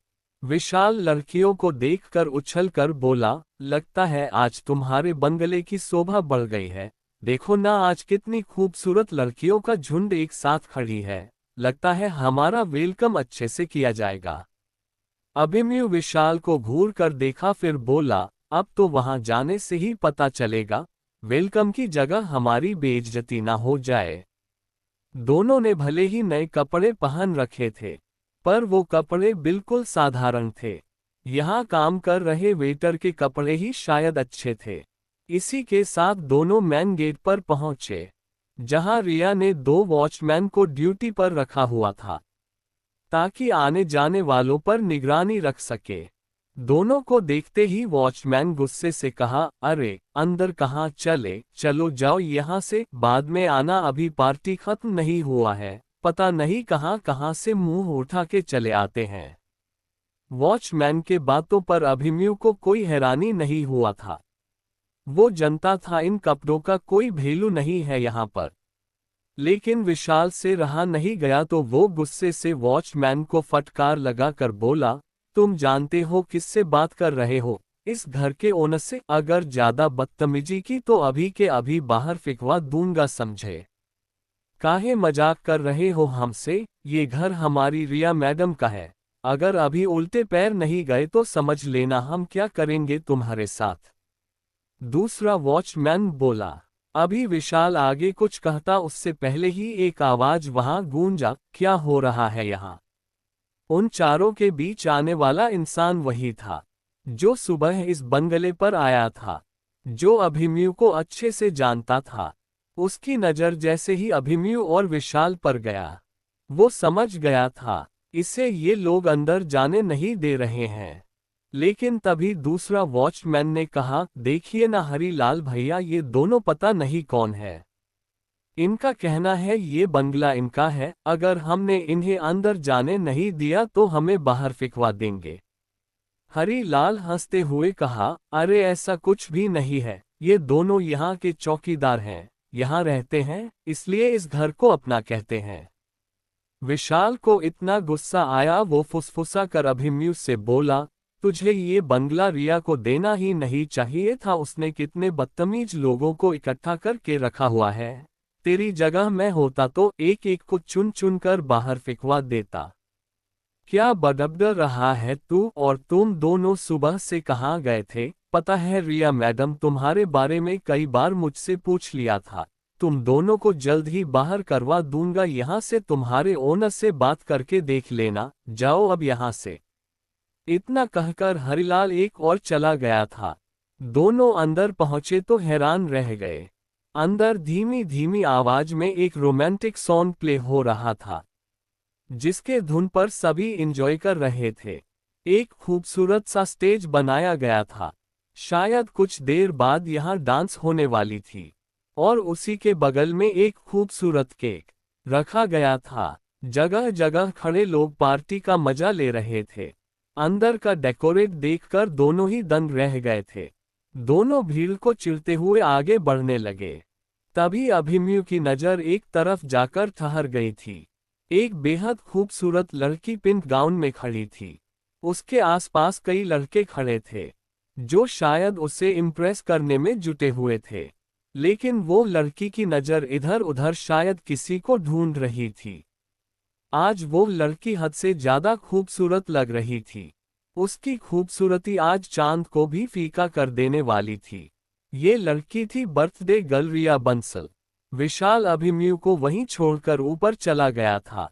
उसे बाथरूम जाना था। अभिमन्यु रिया को देखते हुए आगे बढ़ने लगा था, लेकिन तभी सामने से आती हुई एक खूबसूरत लड़की से टकरा जाता है। उस लड़की के पीछे दो और लड़कियां थीं।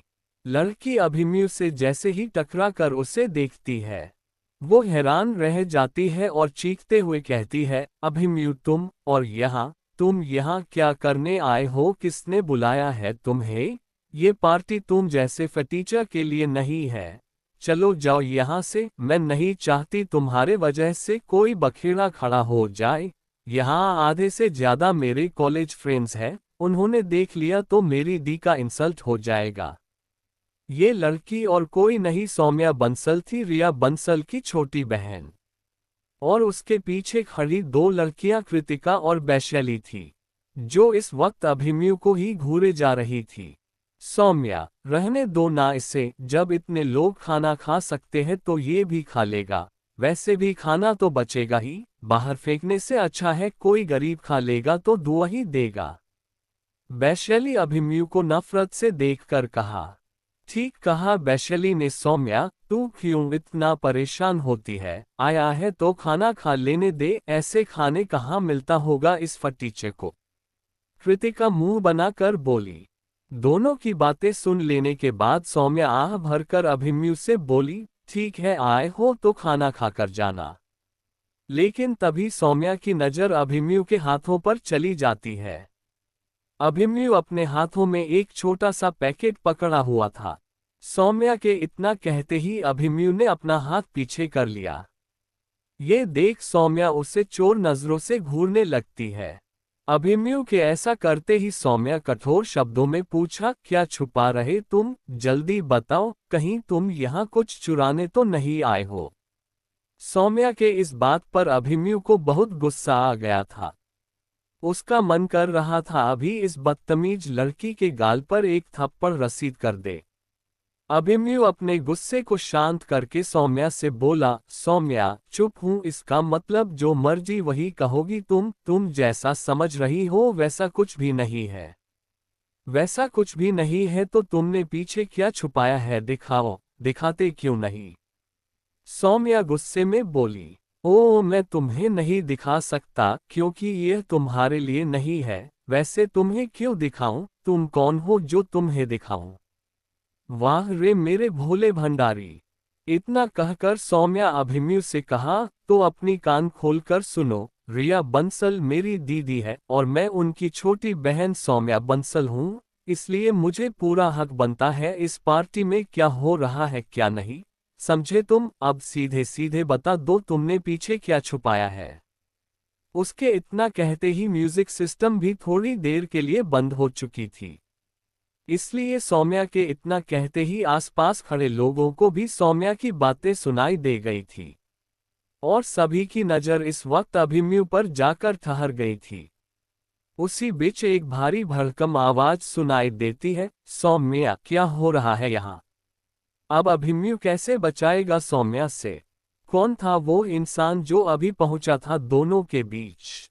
कहानी को आगे जानने के लिए बने रहे पॉकेट नॉवल के साथ। 18th birthday party, the king of millionaire, episode 18 birthday party. जब सौम्या अभिमन्यु से बहस करने में बिजी थी तो उसी बीच एक भारी भड़कम आवाज सुनाई देती है, सौम्या क्या हो रहा है यहाँ पर? आवाज की दिशा में सभी ने चौंक कर एक साथ देखा था। लेकिन सौम्या दौड़कर उस इंसान के पास पहुंच गई और अभिमन्यु की तरफ इशारा करके बोली, डैड, अच्छा हुआ आप आ गए। देखिए ना इसने अपने पीछे क्या छुपाया है, लगता है इसने कुछ चुराया है। सही वक्त पर मैंने इसे पकड़ लिया, नहीं तो अब तक भाग गया होता। सौम्या के इतना कहते ही वो शख्स अभिमन्यु को ऊपर से नीचे तक देखने लगे और उन्होंने ये भी देखा अभिमन्यु अपना एक हाथ पीछे किए हुआ था और उस हाथों में एक बॉक्स भी था। ये शख्स रिया और सौम्या के डैड आकाश बंसल थे। आकाश बंसल अभिमन्यु को ऊपर से नीचे तक देखने के बाद पूछा, क्या ये सच कह रही है? हाँ अंकल, सौम्या बिल्कुल सच कह रही है। यह आवाज थी सोनिया की। सोनिया अभी अभी राहुल के साथ पार्टी में पहुंची थी। सोनिया इतने पर भी नहीं रुकी थी। अभिमन्यु को नफरत से देखकर आगे कहा, बदनसीबी से यह टीचर हमारे कॉलेज में पढ़ता है, लेकिन चोरी करते किसी ने नहीं देखा था इससे, लेकिन आज इसने वो कमी भी पूरी कर दिया है। इतने लोगों को एक साथ एक ही इंसान के ऊपर इल्जाम लगाते देख आकाश बंसल को भी अभिमन्यु पर शक होने लगा था। वो आगे बढ़कर अभिमन्यु से कुछ कहने वाले ही थे कि तभी पीछे से एक लड़की की आवाज सबको सुनाई पड़ती है, क्या हो रहा है यहाँ? ये रिया ही थी। रिया जैसे ही इन लोगों के बीच घिरे अभिमन्यु को देखती है, हैरान रह जाती है। पर इन सब की परवाह किए बगैर रिया अभिमन्यु के पास आती है और उसके सीने से लग जाती है और शिकायत भरे लहजे में कहती है, तुमने आने में इतनी देर क्यों लगा दी? जानते हो मैंने अभी तक केक भी नहीं काटा है। यूं सारे आम रिया को एक फटीचर से गले मिलते और उससे शिकायत करते देख महफिल में मौजूद लोगों की आंखें खुली की खुली रह गई थी। जहां सोनिया हैरान थी यह सब देख के, तो वहीं सौम्या के साथ कृतिका और वैशाली उससे भी कहीं ज्यादा हैरान परेशान थे। जब आकाश बंसल को भी कुछ भी समझ में नहीं आया था, आखिर यहाँ चल क्या रहा है। जब सौम्या को उसकी दी रिया को एक फटीचर से गले मिलते बर्दाश्त नहीं हुआ तो वो आगे आए और चीख कर कहा, दी आप क्या कर रही हैं? आप इस फटीचर के गले कैसे लगा सकती हैं? देखिए इसके हाथों में क्या है, कुछ यहां से लेकर भाग। सौम्या अपनी बात पूरी करती उससे पहले ही उसके गाल पर रिया ने एक थप्पड़ जड़ दिया था और गुस्से में उसे देखकर बोली, तू जानती है किससे बात कर रही है? और तू अभिमन्यु को कितना जानती है? तू जितना नहीं जानती उससे कहीं ज्यादा मैं जानती हूँ इससे। अगर यह चाहे तो मेरे जैसे शोरूम हजारों खरीद सकता है, और तू जहां खड़ी है ये बंगला भी इसी का है। मेरे रिक्वेस्ट करने पर इसने मुझे दिया था। रिया जैसे जैसे बता रही थी वहां खड़े सभी की आंखें फटती जा रही थी। वहीं खड़ी सोनिया के पैरों तले से जमीन ही खिसक चुकी थी। उसे अपनी कानों पर यकीन करना मुश्किल होने लगा था जो भी रिया ने अभी अभी कहा था, क्योंकि सबसे ज्यादा वक्त सोनिया ने अभिमन्यु के साथ बिताया था। पर उसे ऐसा कभी भी महसूस नहीं हुआ था कि अभिमन्यु के पास इतना खूबसूरत बंगला भी हो सकता है। और अगर ऐसा था तो अभिमन्यु वेटर का काम क्यों करता था? मुझे लगता है इसने मेरे साथ विश्वासघात किया है। अगर पहले बता देता तो मैं राहुल के पास थोड़े जाती। मुझे अभिमन्यु को समझाना होगा। मैं जानती हूँ वो मान जाएगा क्योंकि वो मुझसे प्यार करता है। यह सब ख्याल आते ही सोनिया धीरे से अपना हाथ राहुल के हाथों से छुड़ा लेती है। तो राहुल उसे आंखों के इशारे से पूछता है, क्या हुआ? पर सोनिया कुछ बोली नहीं, बस हल्का सा मुस्कुरा कर रह गई थी। सोनिया एक तरफ अभिमन्यु से मिलने की प्लान करने लगी थी तो वहीं दूसरी तरफ सौम्या को जब पता चला ये घर अभिमन्यु का है तो वो जोर जोर से हंसने लगती है। और हंसते हुए ही अपनी दी रिया से कहती है, दी, लगता है आपको कुछ गलतफहमी हुआ है, जिसे आप इस घर का ओनर कह रही हैं, दरअसल यह इस घर का चौकीदार है। तुम्हें किसने बताया ये चौकीदार है? रिया सौम्या को गुस्से में देखकर पूछती है। सौम्या अपने पास खड़े हरीलाल को दिखाकर बोली, हरीलाल सब कुछ पता है, अभिमन्यु को अच्छे से जानता है, अगर आपको मेरे बातों पर विश्वास नहीं तो आप हरीलाल से खुद पूछ लीजिए। हाँ मैडम, छोटी मैडम बिल्कुल ठीक बोल रही हैं, ये बंगला इसका नहीं, किसी और का है, ये तो बस एक चौकीदार है यहाँ का। हरीलाल अपनी सफाई में रिया को बताया। तो ये भी बता दो इस चौकीदार को कब से जानते हो? रिया हरीलाल को गुस्से में देखकर पूछा। हरीलाल बताया, आज सुबह ही तो मिला था इससे, तभी जान गया था। हरीलाल की बात खत्म होते रिया ने हरीलाल के गाल पर एक थप्पड़ जड़ देती है और गुस्से में उससे कहा, दफा हो जाओ यहाँ से, दोबारा अपनी शक्ल मत दिखाना मुझे। हरीलाल के गाल पर थप्पड़ पड़ते ही सौम्या अंदर तक सहम गई थी। उसने झट से अपनी गाल पर हाथ रख लिया था। रिया के गुस्से को देखकर इतना तो समझ ही गई थी। रिया कभी भी उसके गाल पर भी दोबारा से मार सकती है। काफी देर से खामोश खड़े आकाश बंसल से जब रहा नहीं गया तो रिया से पूछते हैं, रिया, आखिर यह सब चल क्या रहा है? मुझे तो अभी तक कुछ भी समझ में नहीं आया है, क्या तुम बताओगी बात क्या है? अपने डैड आकाश बंसल की बात पर रिया अभिमन्यु के कंधे पर अपना एक हाथ रखकर बोली, डैड, जिसे आप एक साधारण इंसान समझ रहे हैं ये कोई मामूली इंसान नहीं है, द किंग ऑफ मिलियनेयर है। जहां आकाश बंसल के साथ वहां हर इंसान दंग रह गया था तो वहीं सौम्या के मन में अभिमन्यु के लिए उसका नजरिया बदलने लगा था। लेकिन तभी रिया की नजर अभिमन्यु के हाथ में पकड़े बॉक्स पर चली जाती है, जिसे देख रिया अभिमन्यु से पूछती है, क्या गिफ्ट लेकर आए हो तुम मेरे लिए, दिखाओगे नहीं? रिया के ऐसा कहते ही अभिमन्यु बॉक्स रिया को पकड़ा देता है। वहां खड़े हर किसी की नजर उस बॉक्स पर था जिसे रिया अपने हाथों में पकड़े हुए थी। सोनिया भी बड़े गौर से देख रही थी और मन में अभिमन्यु को गाली बक रही थी। गाली बकती भी क्यों नहीं, आज तक होटल में खिलाने के अलावा कुछ भी नहीं दिया था उसे। रिया जैसे ही बॉक्स खोलती है दंग रह जाती है। उस बॉक्स में बेशकीमती हीरे का एक नेकलेस था, जिसकी कीमत सभी अपने अपने हिसाब से लगा रहे थे।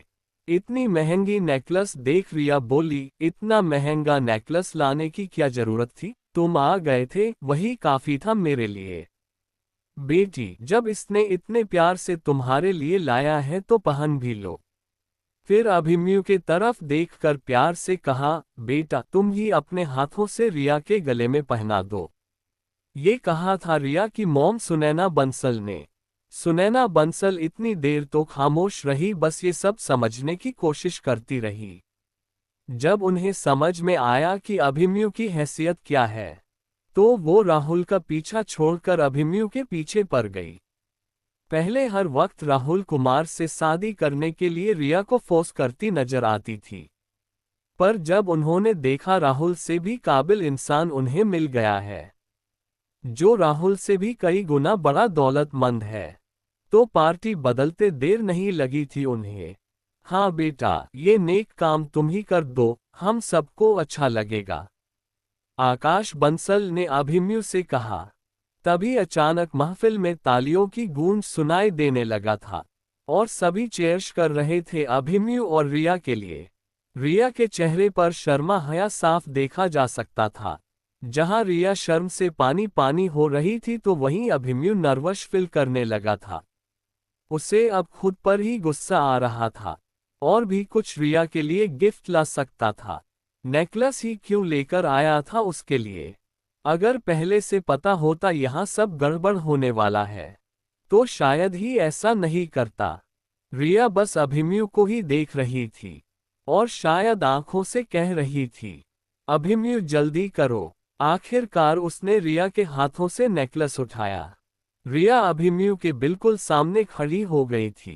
अभिमन्यु ठीक रिया के सामने। नेकलेस बांधने के लिए रिया को अभिमन्यु के सीने से लगना पड़ा था। ऐसा करते हुए दोनों एक दूसरे के काफी करीब थे। दोनों की गर्म सांसें एक दूसरे से टकरा रही थी, जिससे रिया के जिस्म में एक सिरहन सी दौड़ गई थी। वो खुद को संभाल नहीं पा रही थी खुद को। उसका दिल कर रहा था इसी वक्त अभिमन्यु को अपनी बाहों में भर ले। तो वहीं दूसरी तरफ अभिमन्यु भी होश खोने लगा था। उसके भी जिस्म में एक अजीब सा फीलिंग्स होने लगा था। लेकिन तब तक अभिमन्यु रिया से दूर हो चुका था। तब तक विशाल भी नीचे पहुंच गया था, पर उसने रिया और अभिमन्यु के बीच हुई रोमांटिक पल को अपनी आंखों में कैद नहीं कर पाया था।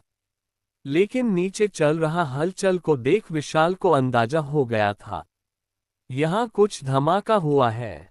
सभी केक के आसपास जमा होने लगे और इसी के साथ हैप्पी बर्थडे टू यू रिया की गूंज पूरे हॉल में गूंज उठी थी। रिया केक काटकर सबसे पहला बाइट अभिमन्यु को खिलाया, तो अभिमन्यु ने भी एक बाइट रिया को खिलाया। फिर अभिमन्यु मौका मिलते ही ऊपर अपने कमरे की तरफ चला गया था। कमरे में पहुंचकर सबसे पहले उसने शावर लिया, फिर आराम से टॉवल पहने ही बिस्तर पर लेट गया। अभी 10 मिनट ही गुजरा होगा कि तभी बाहर से गेट नॉक होता है। अभिमन्यु झल्ला कर खुद से बड़बड़ाया, अब कौन आ गया? चैन से सोने भी नहीं देते मुझे। फिर अभिमन्यु ने सोचा शायद विशाल होगा, पार्टी में उसे ना पाकर यहाँ आ गया होगा। अभिमन्यु गेट खोलने के लिए बेड से उठा, फिर गेट खोल देता है। लेकिन सामने खड़ी लड़की को जैसे ही देखता है, उसके तो होश ही उड़ जाता है। अभिमन्यु चीख कर पूछता है, तुम और यहाँ? अभिमन्यु इस वक्त सिर्फ टॉवल में था। उसका मसल और उसका बॉडी काफी अट्रैक्टिव लग रहा था। हाँ अभिमन्यु, मुझे तुमसे कुछ कहना है। इतना कहने के साथ ही लड़की कमरे में दाखिल हो जाती है। कौन थी ये लड़की? कहीं अभिमन्यु किसी मुसीबत में तो नहीं फंसने वाला है? कहानी को आगे जानने के लिए बने रहे मेरे और पॉकेट नॉवल के साथ। च20 पछतावा, the king of millionaire, episode 20 पछतावा। रात के 3 बजे अभिमन्यु रिया को अपने कमरे में आने को कहता है, ताकि रिया सौम्या के कपड़े चेंज कर सके। लेकिन रिया उसका गलत ही मतलब निकाल लेती है। अब आगे चलो कमरे में बताता हूँ। रिया से इतना कहने के बाद अभिमन्यु गेट खोल देता है। ये देख रिया इतना डर गई कि उसके माथे पर पसीना आने लगा था। रिया डरकर अपना कदम पीछे खींच लेती है। रिया के ऐसा करते देख अभिमन्यु समझ गया था, रिया अब तक उसे गलत समझ रही था। इसलिए उसने कहा, देखो तुम जैसा समझ रही हो वैसा कुछ भी नहीं है, दरअसल मैं तुम्हें कुछ दिखाना चाहता हूँ। इतना कहने के साथ ही अभिमन्यु ने रिया के हाथ पकड़ लेता है और उसे खींचकर कमरे में ले आया है। लेकिन रिया की नज़र जैसे ही बिस्तर पर लेटी सौम्या पर जाता है, उसके पैरों तले से जमीन खिसक जाता है। रिया हैरानी से कभी अभिमन्यु को देखती है तो कभी गहरी नींद में सोई हुई अपनी छोटी बहन सौम्या को। सौम्या के कपड़े भीगे थे, पर उसे देखने से ऐसा प्रतीत हो रहा था जैसे उसके साथ कुछ किया गया है, और सौम्या पसीने में भीगी हुई है। अब उसके दिलो दिमाग में तरह तरह के ख्याल आने लगा था। रिया कभी सोच भी नहीं सकती थी अभिमन्यु इतना नीचे गिर सकता है। रिया हमेशा लड़कों से बचती आ रही थी, कभी भी किसी लड़के का प्रपोजल एक्सेप्ट नहीं किया था। हमेशा से लड़कों से दूर भागने वाली रिया कहीं न कहीं अभिमन्यु के लिए उसके दिल में एक छोटा सा अंकुर पनपने लगा था। अभी वो ठीक से पनपा भी नहीं होगा कि उसके सामने अभिमन्यु का सच्चाई सामने आ गया था। यही सब सोचते सोचते रिया के आंख से आंसू बहने लगती है। अभिमन्यु को लगा शायद रिया सौम्या की हालत देखकर रो रही है, इसलिए अभिमन्यु रिया के पास पहुंचकर उसके सामने खड़ा हो गया। उसे देखकर प्यार से कहा, तुम चिंता मत करो, सौम्या सुबह तक ठीक हो जाएगी, इसे एक अच्छी नींद की जरूरत है।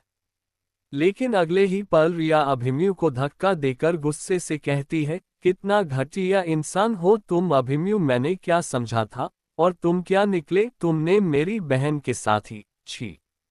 रिया की बात अभिमन्यु के कानों में जैसे ही गया, उसके तो होश ही उड़ जाता है। यानी रिया इसलिए रो रही थी कि मैंने उसकी बहन के साथ, ओह नो। ये ख्याल आते ही अभिमन्यु रिया को गुस्से में देखकर कहा, तुम जैसा सोच रही हो वैसा कुछ भी नहीं हुआ है। अगर आज सौम्या मेरे पास नहीं आई होती तो किसी को मुंह दिखाने लायक नहीं रहती, और तुम मुझ पर शक कर रही हो, मुझ पर, जानती हो सौम्या के साथ क्या हुआ था। रिया रोते हुए कहा, मुझे कुछ नहीं सुनना, पहले सौम्या को डॉक्टर के पास ले जाऊंगी, क्योंकि मुझे किसी पर भरोसा नहीं, अगर इसे कुछ हुआ ना फिर तुम्हें कभी माफ नहीं करूंगी। रिया के बात पर अभिमन्यु अपने बाल खींचने लगा। फिर वो गंभीर स्वर में रिया को समझाते हुए कहा, यार अब मैं तुम्हें कैसे समझाऊं, अगर मैं ऐसा करता तो भला तुम्हें यहाँ क्यों बुलाता, क्या तुम इतना भी नहीं जानती। सब जानती हूं मैं, अब मुझे कुछ नहीं सुनना।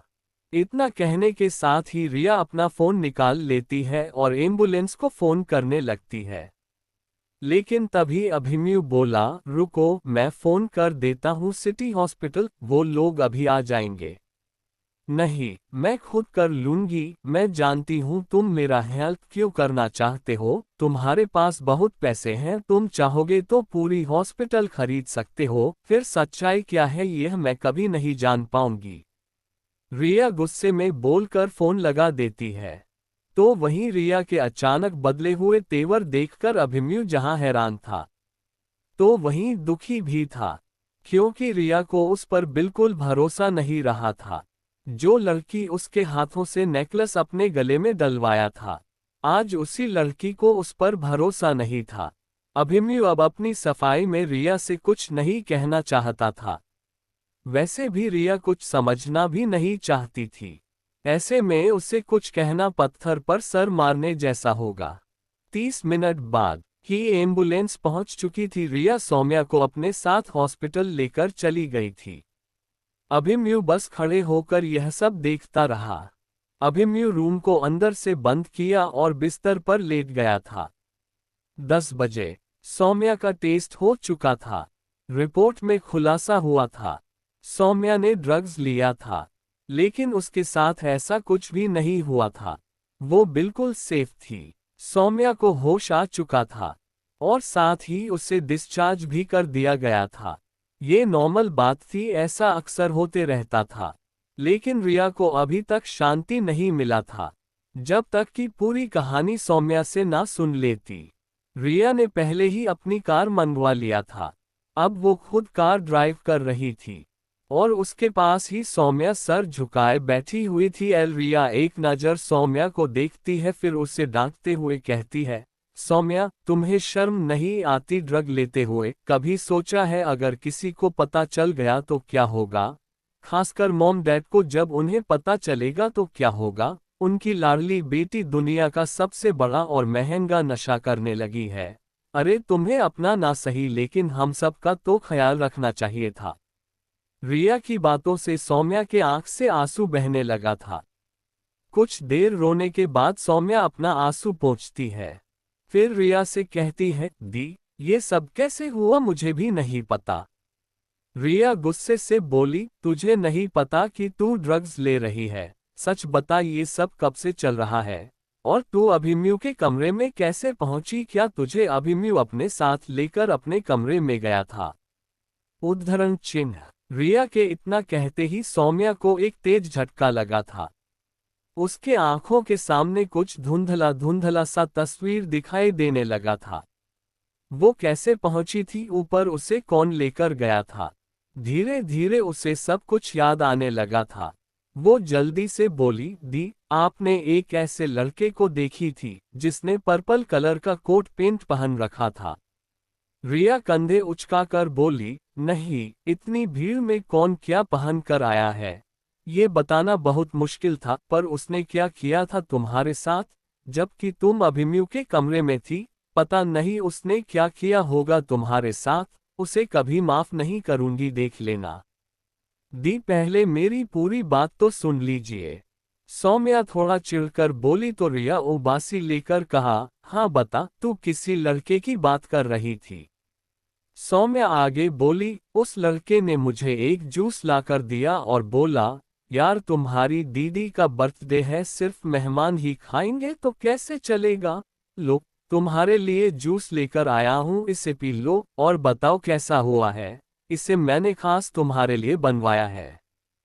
फिर मैंने बिना सोचे समझे जूस पी लिया। थोड़ी देर बाद मेरा बदन तपने लगा था, ऐसा लग रहा था जैसे सारे कपड़े उतार दूं। एक अलग सा फीलिंग आने लगा था। अब क्या बताऊं आपको, मुझे कुछ समझ में नहीं आ रहा।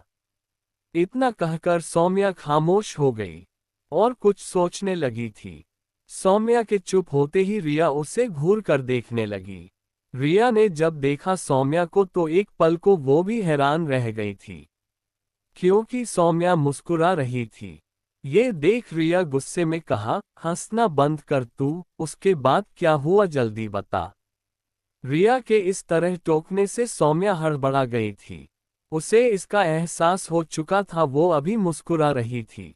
सौम्या घबराकर जल्दी से बोली, आहा बताती हूँ।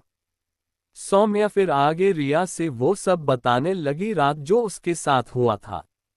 सौम्या ने आगे कहा, जब मुझे गर्मी के साथ साथ सर भी भारी हो रहे थे, तब वो लड़का मेरे पास आया। आकर मुझे बोला, तुम ठीक तो हो ना। लेकिन उसे पता था मेरी कंडीशन ठीक नहीं है। वो मुझे ऊपर चलने को कहा था। मेरी हालत ऐसी थी कि मैं उससे मना भी नहीं कर पाई थी। फिर मैं उसके साथ ऊपर चली गई। हम दोनों ऊपर किसी कमरे में जाने वाले ही थे कि उसका फोन आ गया। फिर वो मुझे वहीं खड़ा छोड़कर एक तरफ चला गया था फोन पर बात करने। मैं लड़खड़ाते कदमों से एक रूम के पास पहुंच गई थी। मैंने गेट खटखटाया तो उस कमरे में मैंने अभिमन्यु को देखा। मैं किसी तरह कमरे में दाखिल हो गई थी और अपने कपड़े उतारने लगी थी। फिर मैंने उसे पकड़ भी लिया था, लेकिन अभिमन्यु ने मुझे बाथरूम के बाथटब में छोड़ दिया था। शायद उसे अंदाजा हो गया था मैं होश में नहीं हूँ, और बाहर से उसने बाथरूम का गेट बंद कर दिया था। उसके बाद शायद मैं बाथटब में ही सो गई थी। उसके बाद मुझे कुछ नहीं पता। सौम्या के बात पूरी होते ही रिया ने कार का ब्रेक जोर से लगा दिया, जिससे कार कुछ दूर तक घिसती चली गई थी। सौम्या के मुंह से चीख निकल पड़ी थी। वो चीखते हुए पूछा, दी क्या हुआ, कोई सामने आ गया क्या। पर रिया कुछ कहने के बजाय खामोश ही रही। उसके चेहरे पर उदासी साफ झलक रहा था। उसने अभिमन्यु की एक नहीं सुनी थी। उसने कितना समझना चाहा था उसे, पर रिया कुछ भी समझने को तैयार नहीं थी। उसने पता नहीं अभिमन्यु पर तरह तरह के इल्जाम भी लगा दिया था। अब रिया को खुद पर ही पछतावा होने लगा था। लेकिन तभी रिया का फोन बजने लगा था। उसने फोन देखा तो हैरान रह गई थी। फोन उसके डैड आकाश बंसल की थी। फोन उठाते ही रिया उन्हें सभी के साथ अपने घर जाने कहा और सौम्या को भी कार से नीचे उतार दिया और उसे भी घर जाने को कह दिया था। अपनी दीदी के ऐसा करना उसे समझ में नहीं आया था। इसलिए सौम्या हैरानी से पूछती है, दी अचानक आपको क्या हो गया। रिया बोली, मुझे अभिमन्यु से अभी मिलना होगा सौम्या। इतना कहने के साथ ही रिया ने कार आगे बढ़ा दिया था। सौम्या बस भौचकी खड़ी रह गई थी। क्या अभिमन्यु रिया को माफ कर देगा? कहीं रिया के दिल में अभिमन्यु के लिए प्यार का फूल तो नहीं खिल गया है? आगे जानने के लिए बने रहे पॉकेट नॉवल के साथ।